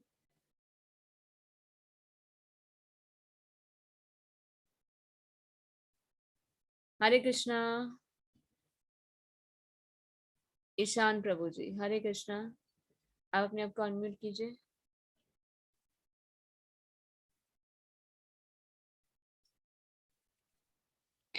हरे कृष्णा माता जी, मेरा ये प्रश्न है कि चेतना क्या होती है? कॉन्शियसनेस, हमारा हाथ कैसे उठ जाता है, हम बोल कैसे पाते हैं, सुन पाते हैं, देख पाते हैं, ये क्या है? चेतना, कॉन्शियसनेस है। पेड़ में भी होती है चेतना? हाँ, अमाशय की अग्नि होती है ना, खाना कैसे खाते हैं, वो भी अमाशय की अग्नि भगवान बताते हैं, वो भी मैं हूँ, जो खाना पचता है ना, वो अग्नि भी भगवान है, प्राण वायु भी भगवान है, अग्नि भी भगवान है, अमाशय की वृक्ष में अग्नि। भी होती है? पेट में आप खाना कैसे खाते हो, कैसे डाइजेस्ट होता है पता है आपको? वृक्ष अग्नाशय में अग्नि, वृक्ष अग्नि होती है, वो भी भगवान है। ट्री में हाँ, ट्री में भी होती है। ट्री में भी चेतना होती है, तभी तो उसमें फल फूल लगते हैं, है ना, एक बीज होता है, बीज से पौधा बनता है, पौधे से पेड़ बनता है, फिर उसमें फल आते हैं, फिर फूल आते हैं, उसमें चेतना है, तभी तो वो बढ़ रहा है। जिसमें चेतना नहीं है वो तो वैसे का वैसे, जैसे कि टेबल होती है ना, वो बढ़ती है ना घटती है, ना उसमें कुछ फीलिंग्स होती है, ना इमोशंस होते हैं। ओके, हरे कृष्णा। हरे कृष्ण। हरे कृष्णा हेमा माता जी,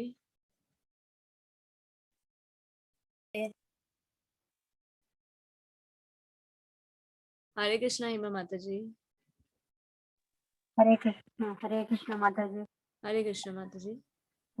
भगवान, मेरा एक प्रश्न है कि भगवान को सब कुछ पता है, फिर भी उन्होंने अपना नसीब ऐसे क्यों लिखा, जो गलत काम करते हैं, गलत सोच क्यों होता यही स्वतंत्रता तो हम लेकर आए हैं, कि हम अपनी मर्जी से कुछ कर सके। भगवान चाहने को तो जबरदस्ती हमसे कुछ भी है? करवा सकते हैं, हमें वापस भी ले जा सकते कृष्णा के हाथ में है ना जी। डेस्टिनी तो भगवान ने ही लिखा है ना, अपना तकदीर तो भगवान ने लिखा है ना। देखिए, जो एक अध्यापक बनाएंगे, डॉक्टर भाग्य के निर्माता हम है माता जी। जैसे हम कर्म करते हैं, जैसे हमारी इच्छा होती है, वैसा हमें शरीर मिलता है। कर्म भी उसके हिसाब से ही करेंगे ना अपन। कर्म का तकदीर भी उन्होंने लिखा है ना सबके नसीब में। एक डॉक्टर बनेगा, एक इंजीनियर में, एक अपने पायलट भाग्य बनेगा। के विधाता हम खुद ही हैं। भगवान तो हमें सिर्फ बाहर निकालने का उपदेश दे रहे हैं कि किस तरह से तुम इतनी प्रॉब्लम्स में हो, मैं नहीं देख सकता, वापस आ जाओ मेरे पास। क्योंकि हम बच्चे क्या करते हैं ना माता जी, बच्चे जब छोटे होते हैं माता पिता की सब बात मानते हैं, बड़े हो जाते हैं तो अलग हो जाते हैं। माता पिता की इच्छा होती है ना कि हमारे पास आ जाए, पर बच्चे मानते नहीं है, अपने हिसाब से जीवन चलाते हैं, तो जीवन में बहुत कष्ट भी आते हैं। तो गलती माता पिता की नहीं है ना, बच्चों की गलती है कि बच्चे माता पिता से अलग हो गए। माता पिता तो चाहते हैं कि हम तुम्हारी हर चीज का ध्यान रखेंगे, पर बच्चे मानते ही नहीं है। वही हमारी स्थिति, हम मानते ही नहीं, अपने हिसाब से जीवन चला रहे हैं, जैसा भगवान चाहते हैं वैसा कर नहीं रहे, भगवान से अलग हो गए हैं। तो जैसा करते हैं उसका कर्म फल हमें भुगतना पड़ता है। तो भगवान हमारा नहीं लिखते हैं, भाग्य तो हम अपना खुद लिखते हैं। भाग्य के तो निर्माता हम खुद है। अच्छा, अब हम सोचेंगे ये बनना वो बनना, बोलते भगवान के पास जाना है, भगवान की कृपा अपने ऊपर रहना है, ये सब सोच के हम भलाई करेंगे तो हो सकता है ऐसा। माता जी आपकी आवाज थोड़ी स्लो आ रही है, थोड़ा सा तेज बोलेंगे? नहीं, अभी भगवान से हरे कृष्णा माता जी, आपकी आवाज नहीं आ रही है। आवाज नहीं। हेलो माता जी। हाँ जी, हाँ जी माता जी। हाँ। जो जन्म दिए वही दिया, हमने जन्म दिया, लेकिन किस माँ बाप को पैदा होना, किस गांव में पैदा होना, ये सब तकदीर भी उन्होंने बनाया। लेकिन उसके बाद जैसे इस्कॉन में कृष्ण कॉन्शियस में अपन बढ़ती हुई कुछ सीख रहे हैं भगवत गीता से, उसके हिसाब से ज्ञान प्राप्त करके भगवान के पास उनके नजदीक जा सकते हैं क्या? ऐसा कुछ हो सकता है? बिल्कुल, यही तो भगवान बता रहे हैं। अच्छा। देखिए, हमारी कर्म, हमारी इच्छाओं के हिसाब से हमें शरीर मिलता है, वैसा माता पिता मिलते हैं, वैसा घर मिलता है, परिवार जैसा कर्म किए होते हैं। तो भगवान क्या बताता है कि जन्म मृत्यु के चक्कर से बाहर कैसे आ सकते हो, मेरे शरणागत होके। तो हमें उस संबंध को फिर से जोड़ना है जो टूट गया है, पूर्ण रूप से भगवान के शरणागत हो जाना है। भक्ति कैसे कर सकते हैं? बहुत ही आसान है, श्रवण और कीर्तन। जितना भगवत गीता भागवतम को पढ़ेंगे उतना हमें ज्ञान प्राप्त होगा। अभी जो हमारे मन में इतने डाउट्स होते हैं धीरे धीरे क्लियर हो जाएंगे, क्योंकि भगवान के द्वारा ही हम जान पाएंगे। फिर भक्ति करेंगे, हरे कृष्ण महामंत्र का जप करेंगे, बस सीधा पहुंच गए भगवान के पास। भगवान खुद एश्योरिटी देते हैं कि जो मेरी भक्ति करता है, मेरे शरणागत होता है, उसे मैं अपने धाम ले आता हूँ, वो मेरे परम धाम को वापिस आ जाता है। ओह माय गॉड, ओके, बहुत अच्छा माता जी, थैंक यू। हरे कृष्णा हरे माता जी। कृष्ण माता जी। हमें सिर्फ प्रयास करना है, इच्छा, प्रयास और अभ्यास। हरे कृष्ण गौरव प्रभु जी।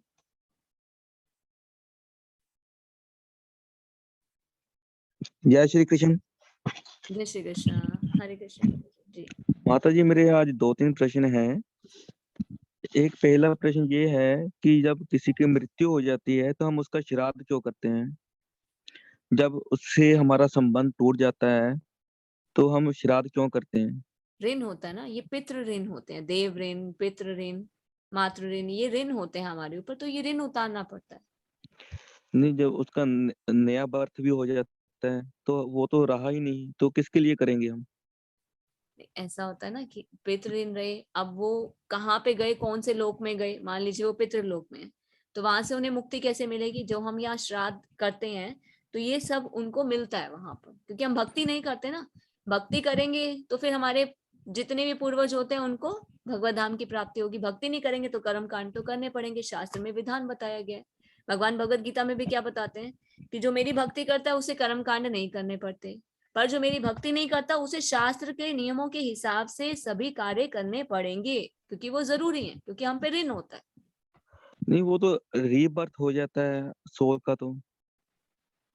रीबर्थ हो जाता है ना प्रभु जी, पर पता नहीं है ना कि वो कहाँ पर है, किस योनि में है। मान लीजिए वो पितृलोक में चले गए, उनके कर्म के हिसाब से हमने अच्छे से सभी क्रियाएं नहीं की, वो पितृलोक में गए हैं, तो उनको वो देना होता है।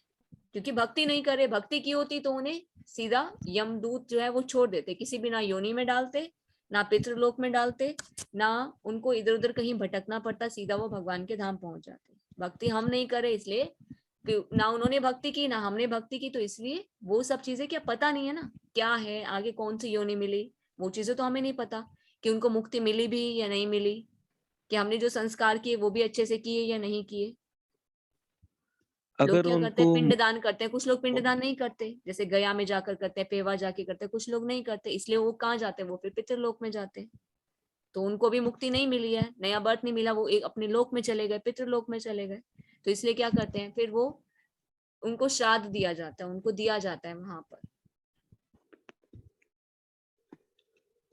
तो ये शास्त्रों के सेकंडली, कुछ नियम बताए जाते हैं कि अगर भक्ति नहीं करें तो कर्म कांड के सभी नियमों का पालन करना बहुत जरूरी ओके, सेकंडली कहते हैं कि आपने बोला कि सभी के अंदर परमात्मा है, तो जब उसकी मृत्यु होती है तो उसको फिर यमदूत क्यों लेने आते हैं जब हर किसी के अंदर परमात्मा है? है। परमात्मा तो हमारे शरीर के किस लिए, भगवान ने आज क्या बताया, भगवद गीता में क्या बताया है कि मैं साक्षी हूँ और अनुभूति कराने वाला हूँ, कि हमें ज्ञान प्रदान करने के लिए भगवान हमेशा रहते हैं साथ में, वो इसीलिए साथ में रहते हैं, फिर भी कहीं ना कहीं कुछ तो ज्ञान देंगे, फिर से कहेंगे नहीं ये गलत कार्य मत करो, वापस मेरे पास आ जाओ, इसलिए भगवान हमेशा हमारे साथ रहते हैं, पर क्या करते हैं, हमसे स्वतंत्र हैं होते हुए भी भगवान का उसमें कोई रोल नहीं है किस लिए, देखने के लिए और हेल्प करने के लिए।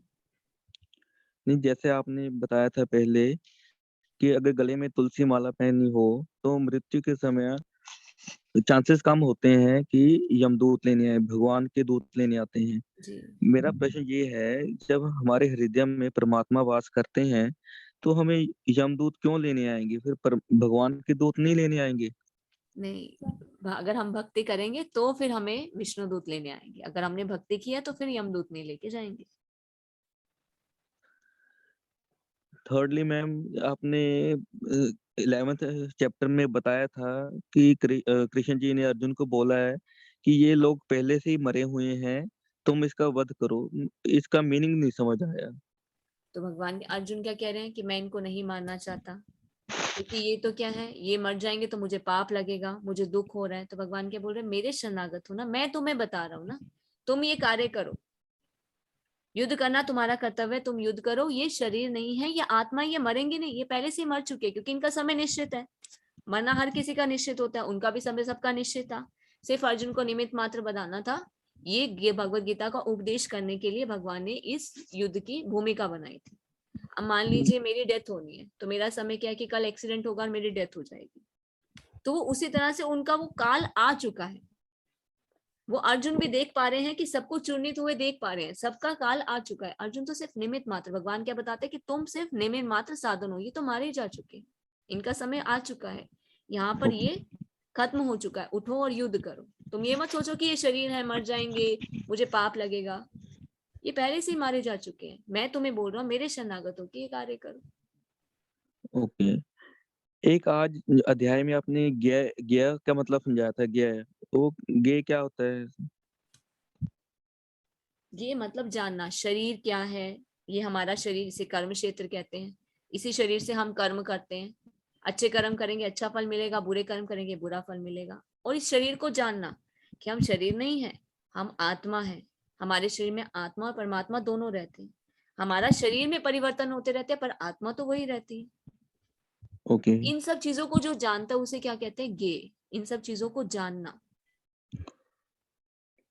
the process of knowing is known as ज्ञेय, हाँ or ji, the person who know और फिर ज्ञान, उसे क्या कहते हैं, ज्ञान, किसको जानना, भगवान के बारे में जानना। अब जब हम ये सब जान रहे हैं तो हमें फिर क्या पता चलता है कि परमात्मा है, हमारे जीवन का उद्देश्य है भगवान को जानना, तो ये ज्ञान जब हो जाता है उसे क्या कहते हैं, ज्ञान का फिर लक्ष्य क्या होता है, फिर परमात्मा को प्राप्त करना, कि कैसे हम ओके भगवान के पास जा सकते हैं। ओके। ठीक मैं है लास्टली जब हम जपमाला करते हैं जी। तो 108 मनके के बाद सुमेरु फिर आता है, तो उसको उसमें नाम करना होता है कि उसमें नहीं बोलना होता कुछ भी? देखिए अगर कंटिन्यू कर रहे हैं, एक माला हो गई, दूसरी माला करनी है, तो उस पे बोलते हैं पंच तत्व मंत्र, जय श्री कृष्ण चैतन्य प्रभु नित्यानंद श्री अद्वैत गदाधर श्रीवासादि गौर भक्त नहीं, वृंद। वो तो जब रिवर्स करेंगे फिर बोलेंगे ना। हाँ जी, अगर जब एक ही जब माला करी फिर बोलने की जरूरत नहीं है, पहले जब शुरू करते हैं तब बोलते हैं, या फिर हाँ जी, आगे कंटिन्यू कोई भी माला शुरू करने से पहले बोलते हैं। नहीं, जब हम कंटिन्यू कर रहे हैं तो एक बार सुमेरु आएगा, वो 109 109 होगा ना वो नहीं तो। नहीं, 109 नहीं होगा, 108 होते हैं, उस पे खाली पंचतत्व मंत्र बोलते हैं सुमेरु पे। रिवर्स करते हुए बोलना होता है कि हाँ, उसको कंटिन्यू? घुमा लेते हैं, रिवर्स करके घुमा लेते हैं। ओके, ठीक है माता जी, जय श्री कृष्ण। हरे कृष्ण प्रभु जी। अब धीरे धीरे आपके क्वेश्चन बहुत रेलेवेंट हो रहे हैं। एक जैसे ज्ञानी होते हैं ना कि हाँ, पहले स्टार्टिंग में आपके क्वेश्चन थे जैसे आपको कुछ भी पता नहीं था, अब ऐसा पता चल रहा है कि आपको बहुत ज्ञान हो गया है, काफी चीजें समझ में आने लगी है, तो आपके रेलेवेंट क्वेश्चन हो रहे हैं। अभी तो अनजान है जी, बिल्कुल अभी थोड़ा थोड़ा समझ में आया है। प्रभु जी आप प्रयास करें ना, तो इसलिए जान पा रहे हैं, कोशिश करने में लगे हुए हैं, तो कोशिश करें इसीलिए जान पा रहे हैं। थैंक यू सब प्रभु जी। जय हरे श्री कृष्ण। कृष्ण। हरे कृष्णा शंकर प्रभु जी।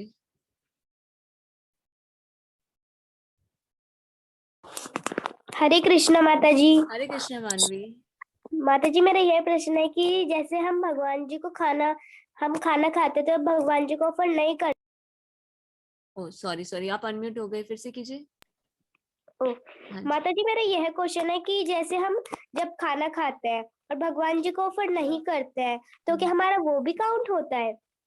वो पाप खा रहे हैं, फिर हम चोर हैं, हम पाप खाते हैं। पता है, जब ये खाना जो अगर बिना भगवान को ऑफर किए हुए खाते हैं तो उससे हमें पाप लगता है, और जब जी। भगवान को ऑफर करते हैं तो भगवान क्या करते हैं, अपनी दिव्य दृष्टि से उसके अंदर जितने पाप होते हैं उनको सबको खत्म कर देते हैं। तो माता जी ऑफर कैसे करना चाहिए भगवान को? ऑफर कैसे करते हैं, मम्मा ने खाना बनाया, उसको भगवान के सामने रखे, उसके ऊपर तुलसी का पत्र रखे, ठीक है, तुलसी का पत्ता होता है ना, वो जी। रखे, और 10 मिनट के लिए पर्दा कर दे। भगवान आएंगे, हाथ मुंह धोकर खाएंगे, और वो खाना वैसे का वैसे छोड़ देंगे, क्योंकि दिव्य होता है ना, वैसा जी। खाना वैसे रह जाता है, पर भगवान उसे ले लेते हैं, और उस अपनी दिव्य दृष्टि से उसके अंदर जितने पाप होते हैं वो सब खत्म हो जाते हैं। तो फिर हमें उस खाने का क्या करना चाहिए? फिर हमें खाना चाहिए, जितना बाकी खाना बना हुआ उसमें मिक्स कर दें, वो प्रसाद हो गया, महाप्रसाद कहते हैं उसे। जी, धन्यवाद माता जी। और हरे कृष्ण। तो एक हरे वीडियो हम, कृष्ण हरे माता जी। कृष्ण, ठीक है। हरे कृष्ण अनुराधा माता जी। हरे कृष्ण माता जी। हरे कृष्ण माता जी।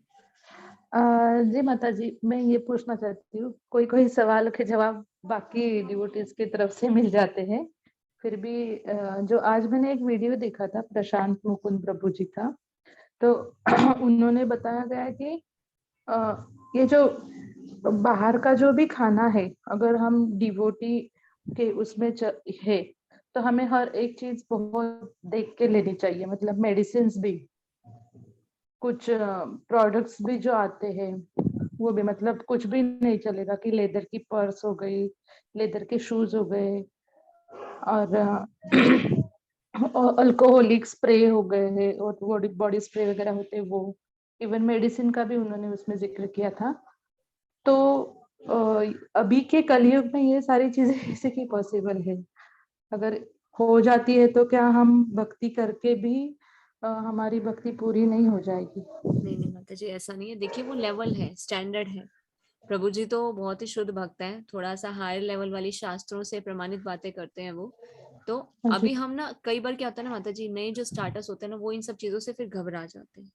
तो भगवान जी, भगवत सेम गीता ऐसे हो में, गया। हाँ, चैतन्य महाप्रभु क्या बोलते हैं, अभी भक्ति कीजिए। कलयुग में भक्ति, बाकी सब चीजें थोड़ा साइड में, धीरे धीरे जब हम भक्ति में आगे बढ़ते हैं ना, वो चीजें अपने आप होने लग जाती। अभी देखिए, पहले तो हम बाहर का खा लेते थे, अब भक्ति जी। करने लगे तो बाहर का अवॉइड करते हैं। तो जी। ऐसे क्या धीरे धीरे हम आगे, हमें समझ में आने लगती है, फिर वो अपने आप धीरे धीरे छूट जाता है, वो सब चीजों की समझ में आने लगती है, हाँ इसमें ऐसा है, ये नहीं। तो भगवान क्या करते हैं, दिव्य ज्ञान हृदय प्रकाशित है, फिर भगवान भी हमारी हेल्प करते हैं। जी। और तब तक में अगर होते जाएगा कि अभी देखो, जो नॉनवेज छोड़ देते हैं, जो अल्कोहल छोड़ देते हैं, बट फिर भी प्याज और लहसुन का चलते रहता है, तो उसमें तो अगर हम भक्ति करते करते, मतलब अगर माला करते हैं और हम प्याज लहसुन का खाना जा रहा है हमारे अंदर, तो वो वैलिड नहीं रहेगा क्या, हमारे माला आप किया हुआ भक्ति तो कुछ? कर रहे हैं ना, भक्ति करते हाँ। करते माता जी आप आज नोटिस कीजिए, क्योंकि मेरे पिछले बैच में भी बहुत हाँ सारे ऐसे डिवोटी थे, नॉनवेज खाते थे। 18 डे जी। कोर्स में नॉनवेज बंद हो गया, प्याज लहसुन बंद हो गया, अर्च विग्रह ले आए घर में, लड्डू गोपाल जी की सेवा करने लग गए। संजय शो प्रभु जी उनका नाम है, वो अभी सेकंड लेवल कर रहे हैं। तो माता जी जी। ये सब चीजें क्या होती है ना, अभी हमें ना कुछ भी छोड़ना नहीं है, सिर्फ जोड़ना है, किसको? भगवान को। जब भगवान आ जी जाएंगे ना, वो अपने आप सब सफाई करना शुरू कर देंगे, हमें सिर्फ दरवाजा खोलना है।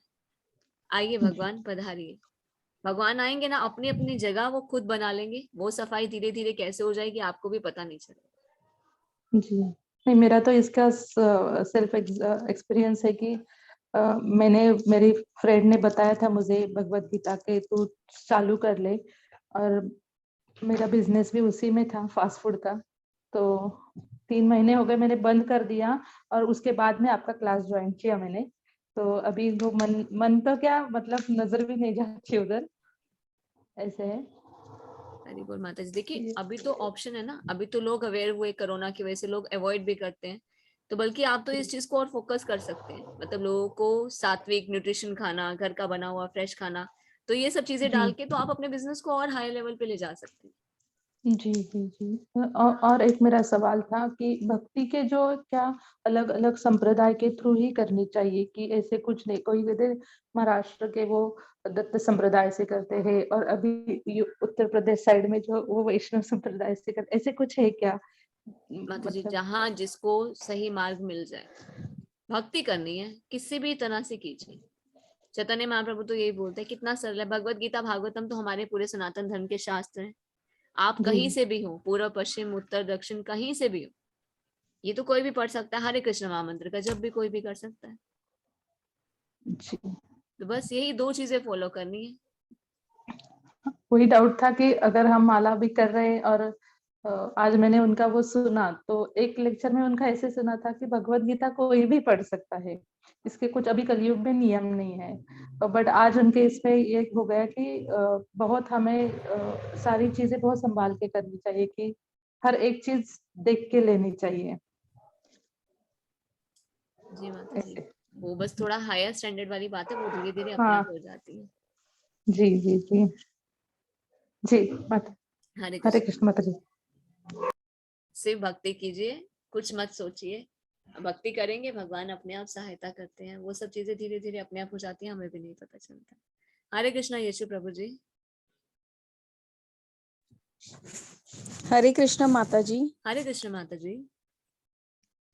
एक प्रश्न है मेरा कि हम अगर, मतलब हम नहीं, हम तो चलो प्रभु का नाम लेना शुरू कर दिया है, लेकिन कई लोग होते हैं ना कि बुरे कर्म करते रहते हैं और उन्हें पता चलता है कि तुलसी की माला लेकर, मतलब लास्ट में जब अंतिम समय आता है तुलसी की माला पहन लो तो वो तो परम धाम चले जाएं।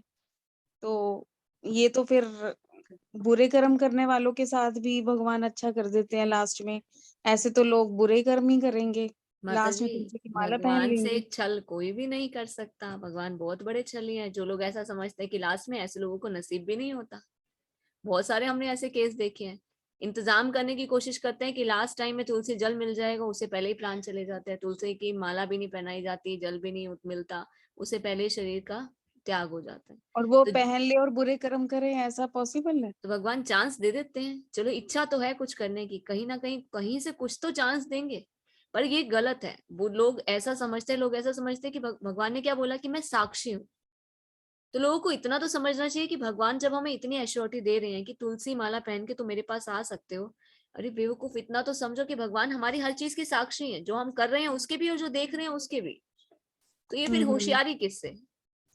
फिर भगवान भी छल करते हैं। भगवान ने भागवतम में भी छल किया, भागवतम में सॉरी महाभारत में भी।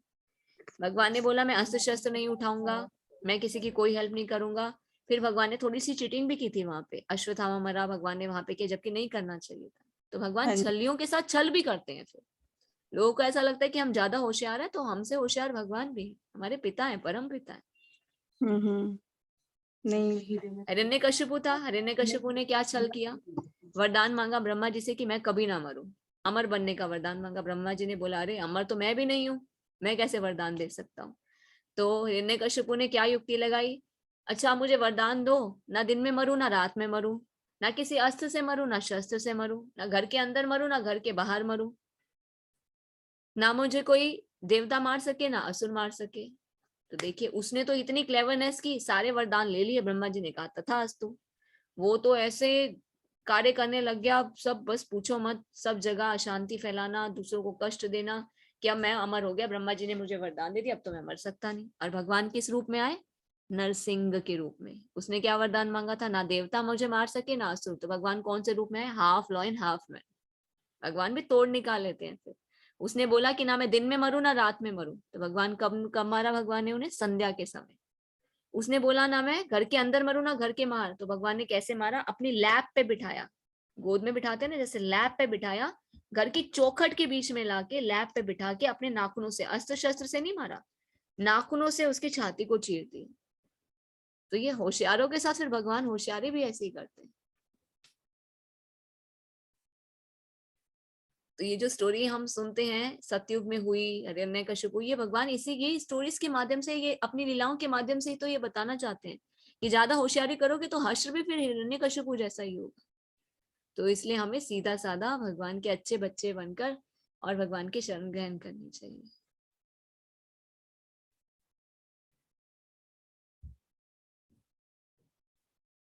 हरे कृष्णा अजय कुमार प्रभु जी। सुमेरु मंत्र को जी उसे पंचतत्व मंत्र कहते हैं। देखिए एक वीडियो हम ग्रुप में शेयर करते हैं, आज फिर से कर देंगे। चैंटिंग वीडियो कहते हैं उसे। हरे कृष्ण महामंत्र का जब 1 राउंड, तो शुरू में वो मंत्र बोला जाता है, जय श्री कृष्ण चैतन्य प्रभु नित्यानंद। उस वीडियो में है, तो लिखा हुआ भी आता है, बोल के भी आता है।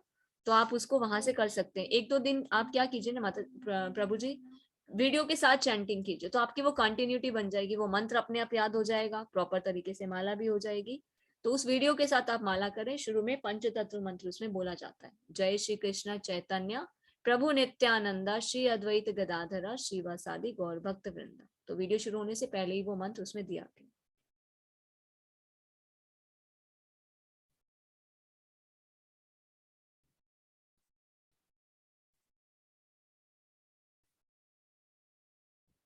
हरे कृष्णा दिशा माता जी। देखिए माता जी, अभी ये स्टोरी बताई भगवान के साथ, अगर हम कोई भी ऐसा गलत कार्य करते हैं पता होने के बावजूद भी, फिर उसका फिर भगवान पे छोड़ देना चाहिए अपने। भगवान वो सब चीज का देते, जैसे कर्म करेंगे उसका वैसा फल मिलेगा। पाप करेंगे तो पाप का फल तो मिलेगा ही मिलेगा, बच नहीं सकते। कई बार हमें क्या लगता है ना, हम कोई गलती करें हमें कोई देख नहीं रहा, पर भगवान हमें देख रहे होते हैं, हर चीज के साक्षी।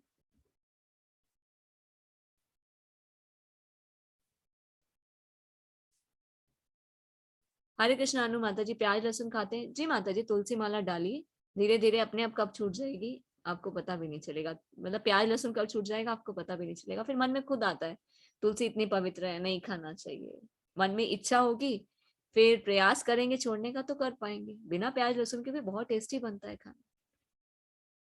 तो देखिए क्या कर सकते हैं ना, हींग डालिए सब्जी में। जब हम तड़का लगाते हैं, छोंक लगाते हैं जीरे के साथ, थोड़ा सा पिंच भर हींग डालेंगे तो फिर टेस्ट भी बहुत अच्छा आता है उसका खाने का। और जो क्वालिटीज प्याज लहसुन से होती हैं, गैस वगैरह जो डिजोल्व हो जाती है उससे, तो वो हींग भी अच्छा कार्य करती है।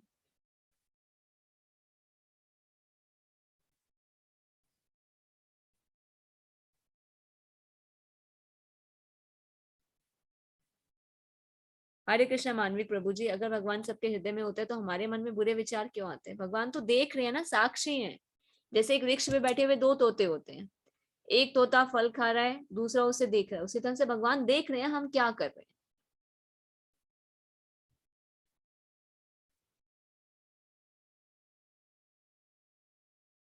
हरे कृष्ण शोभित प्रभु जी। नहीं, भगवान उनको स्वीकार नहीं करते। भगवान क्या बताते हैं कि जो मैं जो बता रहा हूँ वैसे कार्य नहीं करता तो वो कहाँ जाता है? नरक में जाता है, अधम योनियों में जाता है। आगे के चैप्टर्स में भगवान बताएंगे। भगवान प्रयास करते हैं। देखिए हम जब भी गलत कार्य करते हैं ना, अंदर से आवाज आती है पर हम निग्लेक्ट करते हैं। फिर भगवान क्या करते हैं? फिर वो प्रयास करना भगवान बंद कर देते हैं। फिर भगवान बोलते हैं ठीक है, तुझको जैसे करना है तो कर, अब तुझे मैं फिर वही जैसे कर्म करेगा फिर वैसे योनियों में भी जाएगा।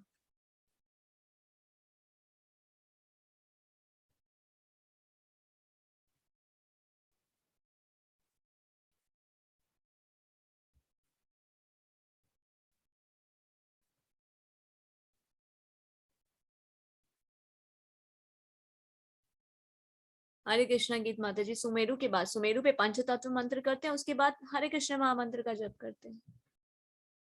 जब भी सुमेरु आता है उसमें पंचतत्व मंत्र होता है कंटिन्यू। मतलब ये ध्यान रखिए बस, जो भी माला कर रहे हैं उससे पहले पंचतत्व मंत्र बोलते हैं सुमेरु पे।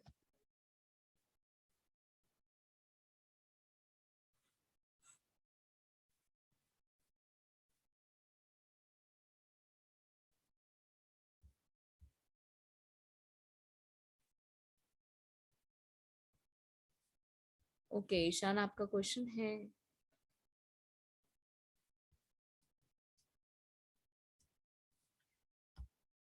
हरे कृष्णा ईशान, ये सब में आपको अनम्यूट कीजिए। हरे कृष्णा माता जी। हाँ जी ईशान। माता जी मेरा ये प्रश्न है कि मेरे मासी के घर ना गोपाल जी पड़े हुए हैं, तो उनकी हर दिन पूरा टाइम कैसे सेवा करी जाए? उनकी मासी है ना घर पे, तो मासी को बोलिए जैसे उनके घर में अगर बेबी है ना, जैसे बेबी की सेवा करते हैं ना, उनकी वैसे ही सेवा करें। उन्हें उठाएं, कुछ खिलाएं, नहलाएं धुलाएं, उन्हें विश्राम कराएं, दोपहर को भी सुलाएं, फिर शाम को भोग लगाएं। जैसे बच्चे की सेवा करते हैं ऐसे लड्डू गोपाल जी की सेवा करनी चाहिए। कब नहलाना चाहिए?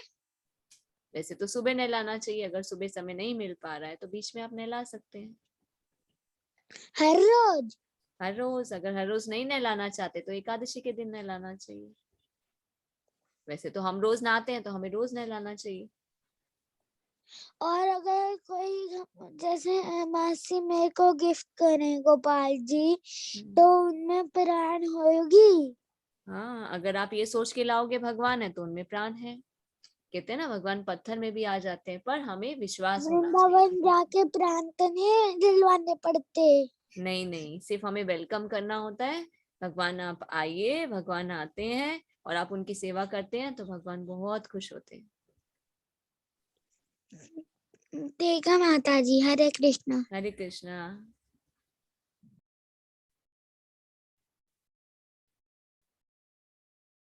हरे कृष्णा यश प्रभु जी। हरे कृष्णा माता जी। हरे कृष्णा प्रभु जी। माता जी मेरा एक क्वेश्चन है, हमारे घर में ना एक राधा कृष्ण की मूर्ति पड़ी हुई है। हाँ जी। वो लगभग 13-14 साल पुरानी है। जब मेरी शादी हुई थी तो तब मुझे वो गिफ्ट मिला था। जी। और लेकिन मेरे माइंड में तब भी था कि इनकी मतलब घर में पूजा नहीं की जाती है। तो मूर्ति है कोई वो 20 सेंटीमीटर की होगी, मतलब इतनी हाइट है उनकी। तो वो अभी भी हमारे घर में वो शो केस में पड़ी हुई है, हमने उसकी पूजा स्टार्ट नहीं की है। जी। तो अब जब से मैं क्लास अटेंड कर रहा हूँ तो दिमाग में ऐसे स्ट्राइक कर रहा है कि मतलब ऐसे लगता है कि वो इधर ऐसे पड़ी हुई है, वो भी अच्छी बात नहीं है, तो पूजा भी नहीं करनी चाहिए उनकी। तो क्या करना चाहिए? देखिए ऐसे ही दर्शन कीजिए, क्योंकि प्रभु जी क्या होता है ना, राधा कृष्ण की पूजा सिर्फ मंदिर में सेव नहीं होती। या तो आप मंदिर में उन्हें दे सकते हैं, हाँ पंडित जी। जी से बात कीजिए कि अर्श विग्रह हैं तो इन्हें हम यहाँ पर रख सकते हैं, या फिर हम जल प्रवाह भी कर सकते हैं। नहीं तो शोकेस में है तो वहीं रहने दीजिए, प्रणाम कीजिए, आदर हाँ के रूप जी। में दीजिए। क्योंकि पूजा अगर करनी शुरू करेंगे ना, तो फिर भगवान उसके अंदर प्राण रूप में आ जाते हैं, तो फिर हमें उतना डेडिकेटेड होना पड़ेगा कि वो आ गए हैं। और राधा कृष्ण की पूजा के बहुत नियम है। नहीं वही वो मुझे थोड़ा पता था, इसलिए मैंने पूजा तो स्टार्ट नहीं की है। तो लेकिन ऐसे ही वो पड़े हुए, मतलब लगता अब ऐसे लगता है कि वो इधर पड़े हुए हैं, वो भी अच्छी बात नहीं है। वही बात होगी ना प्रभु जी, अगर पूजा करेंगे तो फिर समझ लीजिए उनमें प्राण आ गए। अभी तक नहीं कर रहे हैं तो फिर नहीं कीजिए, या तो फिर मंदिर में दे दीजिए, या फिर जैसे रखे हैं वैसे ही बस उन्हें प्रणाम कीजिए। जैसे भगवान के स्वरूप होते हैं, चित्र लगे होते हैं, कैसे उनको घर से बाहर नहीं निकालते, इच्छा नहीं होती ना, इतने समय से हैं, हाँ जी। हाँ जी। बस देख के उन्हें खुश हो सकते हैं, उनके दर्शन कर सकते हैं। पर पूजा का मतलब हो गया कि बस अब वो उसके अंदर साक्षात आ गए, तो आपको फिर कंटिन्यू करनी पड़ेगी, फिर छोड़ नहीं सकते। जी जी। साथ में मतलब एक क्वेश्चन है, मैं भागवतम सुन रहा था, उसमें 9th स्कंद जो आता है, उसमें जब वो बताते हैं कि वो चंद्रवर्ण की चंद्रकुल की जो बात आती है, उसमें बताते हैं वो एक बार चंद्रमा जी ने वो मतलब अपने गुरु जो थे बृहस्पति जी, तो उन्होंने मतलब अपहरण किया था अपनी गुरु माता का। तो उसमें वो जब बुद्ध जी का जन्म होता है फिर, तो जैसे इन सबको मतलब देवता जितने भी होते हैं इनको वैष्णव माना जाता है। तो लेकिन उन्होंने जो कर्म किया था वो वैष्णव में तो नहीं आता। भगवान के परम भक्त हैं। वैश्वा हाँ नाम जी। यथा शंभु तो शिव जी हैं। अच्छा, भगवान परम के भक्त है। परम भक्त हैं। तो इसी तरह से ये रावण जी ने जो किया था वो भी जितना मतलब ये चंद्रमा जी ने किया था, उससे तो मुझे लगता है जो रावण ने कर्म किया था वो कम मतलब थोड़ा उनसे था। अरे क्योंकि रावण भी तो भगवान के परम भक्त है, भगवान के द्वारपाल जय और विजय, हाँ जी। नहीं रावण नहीं और वो कुंभकर्ण। नहीं वो तो क्लियर, कहने का मतलब कि मैंने गीता में एक श्लोक के तात्पर्य में पढ़ा था कि जो जो उन्होंने बताए थे कि जो महापाप होते हैं वो 5-6 किस्म के बताए थे उन्होंने। जी तो एक उन्होंने बताया कि पराई स्त्री का या गुरु माता का इस तरह से तिरस्कार करना, उस बंदे को तो इमीडिएटली उसका सर काट देना चाहिए। जी तो यो बुद्ध जी की कथा है ये, यो चंद्रमा जी की, वो कृत्य भी तो इसी में आता है ना, जी लेकिन प्रभु उनको जी। तो नहीं मिला था ये वाला दंड। देखिए ये क्या होता है ना, हमें हमेशा भागवतम में अगर आप आगे पढ़ेंगे ना तो बार बार ये आएगा कि भगवान की लीलाओं को हमें किस दृष्टि से देखना चाहिए। जो भी लीलाएं हुई हैं उससे सीखना चाहिए कि ऐसी गलतियां करके ऐसा परिणाम होता है। हाँ तो वो जी, सब क्या है, वो तो सिर्फ एक ड्रामाज है, किस लिए, हमें सिखाने के लिए। अब रावण हम तो समझते हैं कि असुर था, पर भगवान का तो भक्त था। से भगवान ने मैंने वो क्या किया, एक ड्रामा किया, वो लीला थी, उसके माध्यम से बताया कि पर स्त्री का ऐसे किया तो ऐसा होगा, अगर वहां पे गुरु माता का अपहरण किया तो उसका ऐसा होगा। तो ये सब चीजें क्या सिखाने के लिए। हाँ जी, मतलब यो देवता जो होते हैं ये हमारे वैष्णव में नहीं आते हैं सभी? भगवान के भक्त तो वैष्णव ही हुए। तो फिर वैष्णव यो किसे कहते हैं, जो भगवान की भक्ति करते हैं उन्हें वैष्णव कहा जाता है। तो फिर हमने इतनी कथाएं सुनी है मतलब इंद्र जी के बारे में कि मतलब ये ईर्ष्या तो इनका सबसे बड़ा गहना था ना, तो ये तो फिर ये वैष्णव में कैसे आएंगे मतलब? देखिए ये भगवान के भक्त है, सिर्फ ड्रामा करते हैं। इंद्र ने क्या किया, अब आपको पता है गोवर्धन लीला मालूम है। हाँ जी, हाँ जी। इंद्र ने अभिमान किया, मैं ये गोवर्धन, मेरी पूजा क्यों नहीं की। नंद महाराज ने क्या किया था, इंद्रदेव की पूजा नहीं की थी, जो कि सदियों से चलती आ रही थी। तो भगवान ने क्या बोला, इंद्र की नहीं करो, गोवर्धन की पूजा करो, क्योंकि गोवर्धन एक पर्वत हमें सब कुछ देता है। जी, तो नंद महाराज ने बोला नहीं, इतने समय से चलती आ रही। बोले मैं कह रहा हूं ना, हम तो गोवर्धन की करेंगे। अब इंद्रदेव को तो क्रोध आ गया। तो वहां पे क्या था, ये भी लीला थी भगवान की। यहाँ पे भगवान ने लीला करनी थी, इसलिए इंद्र को इस तरह से मोहित किया। फिर इंद्र ने क्या किया, वहां पे वर्षा, इतनी तेज वर्षा की, सारी प्रॉब्लम्स क्रिएट की। तो भगवान ने क्या किया, गोवर्धन पर्वत उठाया, जो भक्त थे उनकी रक्षा की। तो एक भगवान ने क्या बताया, अपने एक ऐश्वर्य को भी वहां पे प्रकट किया। तो हम क्या करते हैं, इंद्र से ईर्ष्या करते हैं, पर वो तो भगवान की लीला का एक पार्ट था। भगवान को ये गोवर्धन लीला करनी थी, तो इसलिए इंद्र को भ्रमित किया। इंद्र का क्या तोड़ना था, घमंड तोड़ना था, कि इस तरह से अगर ऐसे करोगे घमंड को इस तरह से। फिर इंद्र ने क्षमा कैसे मांगी थी, सामने भगवान के आने की हिम्मत नहीं हुई थी। सुरभि गाय को बोला था कि मेरे को भगवान को बोलो कि मुझे क्षमा कर दे, भक्त की शरण लेके फिर पीछे खड़े हुए थे। तो सुरभि गाय ने, अगर हम जाते हैं गोवर्धन परिक्रमा करते हैं तो वहां पे सुरभि कुंड है, जहां जी, पर आके इंद्र भगवान सुरभि कुंड के पीछे खड़े होके सुरभि माता को बोलते हैं कि आप भगवान से मेरे लिए क्षमा मंगवाओ। तो भगवान ने उन्हें माफ किया था। भगवान ने बोला ऐसी गलती नहीं करने का, घमंड नहीं करने का, दुख नहीं। जो तुम्हारा कार्य क्या है, वर्षा देना, तुमने अपना कार्य क्यों नहीं किया। क्या पहले तुम्हारी कोई पूजा करेगा, उसके बाद तुम अपने कार्य को पूरा करोगे। जब तुम्हें मैंने निर्देश दिया है कि तुम्हारा ये कार्य है, तुमने क्यों नहीं किया। तो जी, भगवान यहाँ क्या बताते हैं कि जो कार्य दिया है उसको करो, ये नहीं कि मुझे कुछ मिलेगा तो मैं दूंगा। इंद्र का तो कार्य था, इंद्र को डिपार्टमेंट दिया हुआ है वर्षा को, तो उसको काम है ना करने का। उसका मतलब ये थोड़ा ना कि मेरी पहले पूजा करोगे तो मैं दूंगा। जी। नहीं, मेरे कहने का था कि जो मतलब इंद्र जी थे, इनमें कोई भी ऐसे दैत्य होता था, असुर होता था, वो मतलब ये जो भक्ति जितनी भी की है, तपस्या जितनी भी की है, ये तो दैत्यों ने ही की है। लेकिन इंद्र जी को उनसे ईर्ष्या हो जाती थी, जबकि वो तो अपनी मेहनत से कर रहे थे, अपना कर्म कर रहे थे। जो जो भी बेशक उनके दिमाग में यही था कि हमने ये हासिल करना है, लेकिन वो कर तो रहे थे ना भक्ति। लेकिन इंद्र जी को उनसे मतलब इतना क्यों हो जाता था? ये ड्रामा था प्रभु जी, वही तो बता रहे हैं, ये सब ड्रामा था। वो दिखा रहे हैं। अब हम टीवी में कोई देखते हैं मूवी, क्या एक्चुअल में वो सब ऐसे होते हैं, एक दूसरे से जेलसी करते हैं। ये सब ड्रामा है। ये भगवान जी, की लीलाएं, दिव्य लीलाएं, ये सब ड्रामाज होते हैं। और हर ड्रामा में भगवान एक्टर होते हैं। और फिर भगवान बोलते हैं कि ये लीला में तुम्हें आना है, ये वाला रोल करना है, ऐसे होगा ऐसे होगा। तो ये स्क्रिप्टेड होती है सब चीजें। जी, जी, कि हमारे गुरु महाराज, हमारे आचार्य यही बताते हैं, शास्त्रों में भी यही बताया गया कि भगवान की दिव्य लीलाएं हैं। ये सब क्या है, एक ड्रामाज है जिसमें भगवान दिशा निर्देश देते हैं। वहां से कुछ ना कुछ हमें शिक्षा और लेसन लेना चाहिए, जी, आनंदित होना चाहिए, ईर्ष्या नहीं करनी चाहिए किसी से भी, क्योंकि ये सब भगवान के परम भक्त हैं। जी। हरे कृष्ण। हरे कृष्ण, धन्यवाद। हरे कृष्णा तिलोत्मा गुरु प्रभु जी। हरे हरे कृष्णा कृष्ण माता माता जी। जी। हरे कृष्ण प्रभु जी। हरे कृष्ण माता जी। माता जी एक क्वेश्चन था, जी हमने चैंटिंग अभी 3-4 महीने से शुरू करा। हमने फोटो एक कान्हा जी का, कान्हा और राधा का फोटो लाके खाली ध्यान केंद्रित करने के लिए हमने लगाया और उसको देख के हम करते हैं, लेकिन पूजा नहीं करते हैं। तो अभी हमारा मन में आ रहा है, जो हम इतना भक्ति करते हैं, कान्हा को लाके हम पूजा करें मंदिर में रख के। तो हम मतलब वो बाल गोपाल लाना है या राधा और कान्हा का लाना है, कुछ मार्गदर्शन करिए हमारा। जी माता जी, देखिए चित्र भी, भगवान के चित्र की भी पूजा कर सकते हैं। अगर बहुत ज्यादा इच्छा है सेवा जी। करने की तो फिर लड्डू गोपाल जी ला सकते हैं, क्योंकि अर्च विग्रह के रूप में भगवान क्या बताते हैं, अर्च विग्रह के रूप में मैं सेवा लेने के लिए आता हूँ। तो सोच समझ के लाइएगा, क्योंकि घर के मेंबर बन जाएंगे और पूरी सेवा करनी पड़ेगी। माताजी कुछ अलग से विधि है उसका? नहीं माता जी, जैसे घर में एक बच्चा होता है, बाल जी। स्वरूप लेके आएंगे तो जैसे बच्चों की सेवा होती है ऐसे सेवा करनी पड़ेगी, बच्चा समझ के। भाव, भगवान क्या है, भाव ग्रही है। अगर वात्सल्य भाव में भगवान की सेवा करते हैं तो भगवान उसे स्वीकार करते हैं। जी माताजी, धन्यवाद माताजी। हरे कृष्ण माता हरे जी। कृष्ण। कुछ लोग मना करते हैं कि नहीं लाने चाहिए, पर मन से कितनी की जा सकती है। देखिए, हम तो शास्त्र में जो पढ़ते हैं इसमें बताया जाता है कि अर्च विग्रह होते हैं घर में तो एक कनेक्शन बनता है, बार बार हम उनके दर्शन कर रहे हैं, उनके लिए कुछ कर रहे हैं, तो वो लव और ग्रेटिट्यूड हमारा फिर उनके साथ और ज्यादा होता है। कर सकते हैं, जिम्मेदारी उठा सकते हैं तो ला सकते हैं, नहीं तो फिर आप जैसे कर रहे हैं ऐसे पूजा भी कर सकते हैं। हरे कृष्ण जी। गीत माता जी।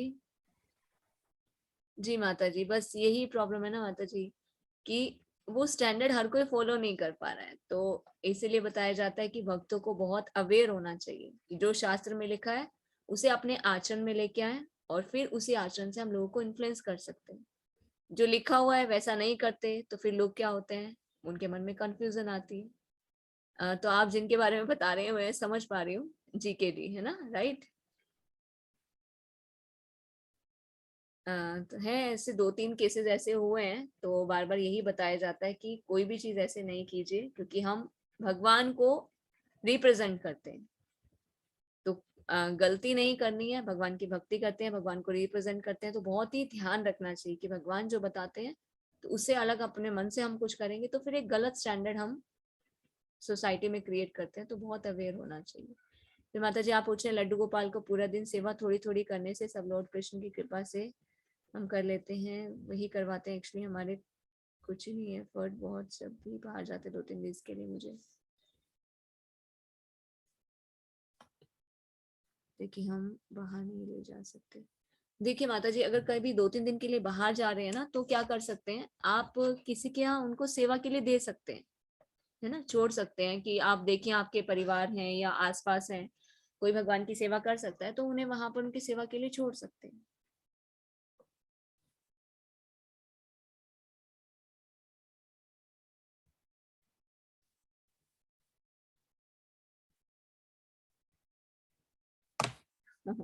हरे कृष्ण गीत माता जी। ये होती है माता जी से, क्योंकि प्रेम संबंध भगवान से बन जाता है ना, तो फिर ऐसे भाव भी आते हैं, भगवान भी प्रेरणा देते हैं। तो उस टाइम सिचुएशन के हिसाब से हम वो चीजें देख सकते हैं कि सिचुएशन के हिसाब से क्या करना चाहिए। 2-3 बाहर लेकर जा रहे हैं, वहां पे नहीं कर पाए तो उससे अच्छा यह है कि किसी के घर पे हम दे दें सेवा के लिए, क्योंकि उनके घर पे भी जाएंगे, हो सकता है उनके घर का माहौल भी बदल जाए, वो भी भक्ति करने लग जाए। हरे कृष्णा ईशान प्रभु जी, लास्ट लेट हो चुका है फास्ट। हरे कृष्ण माता जी। जी हाँ जी। लड्डू गोपाल जी को प्याज का भोग लगा सकते हैं? नहीं, भगवान को नहीं पसंद है प्याज और लहसुन, क्योंकि भगवान ने क्या किया था, राहु और केतु ने अमृत पीने की कोशिश की थी तो भगवान ने उनका गला काट दिया था। उनका गला सुदर्शन चक्र से जब काटा तो उनके गले में से खून की बूंदें धरती पे गिरी थी, उसी से प्याज लहसुन बने, इसलिए भगवान को पसंद नहीं है। भगवान को पसंद नहीं इसीलिए हम भगवान को भोग नहीं लगाते, इसलिए भोग नहीं लगाते तो खाते भी नहीं। आपने ही तो बोला का अपने बच्चे की तरह रखो। तो क्या कहते हैं भगवान, प्याज लहसुन नहीं खाना चाहिए, उनको भोग नहीं लगाना है, बच्चे की तरह रखना है। तो भगवान ने बताया ना कि ये मैं नहीं खाऊंगा, तो भगवान को नहीं खिलाना हमें। आपको खाना है आप खा सकते हो, ऐसे तो हमें भी नहीं खाना चाहिए। अगर घर में बन रहा है, नहीं छोड़ा जा रहा है तो कोई बात नहीं, भगवान को भोग नहीं लगाना। ठीक है माता जी। हरे कृष्णा।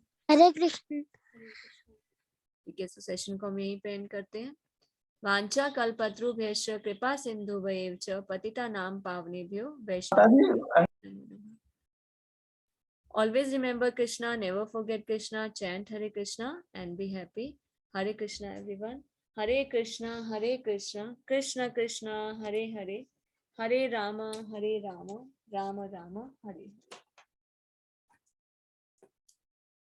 हरे कृष्णा। आप सभी का बहुत बहुत धन्यवाद। तो कल हम मिलेंगे अध्याय 14 के साथ। हरे कृष्णा।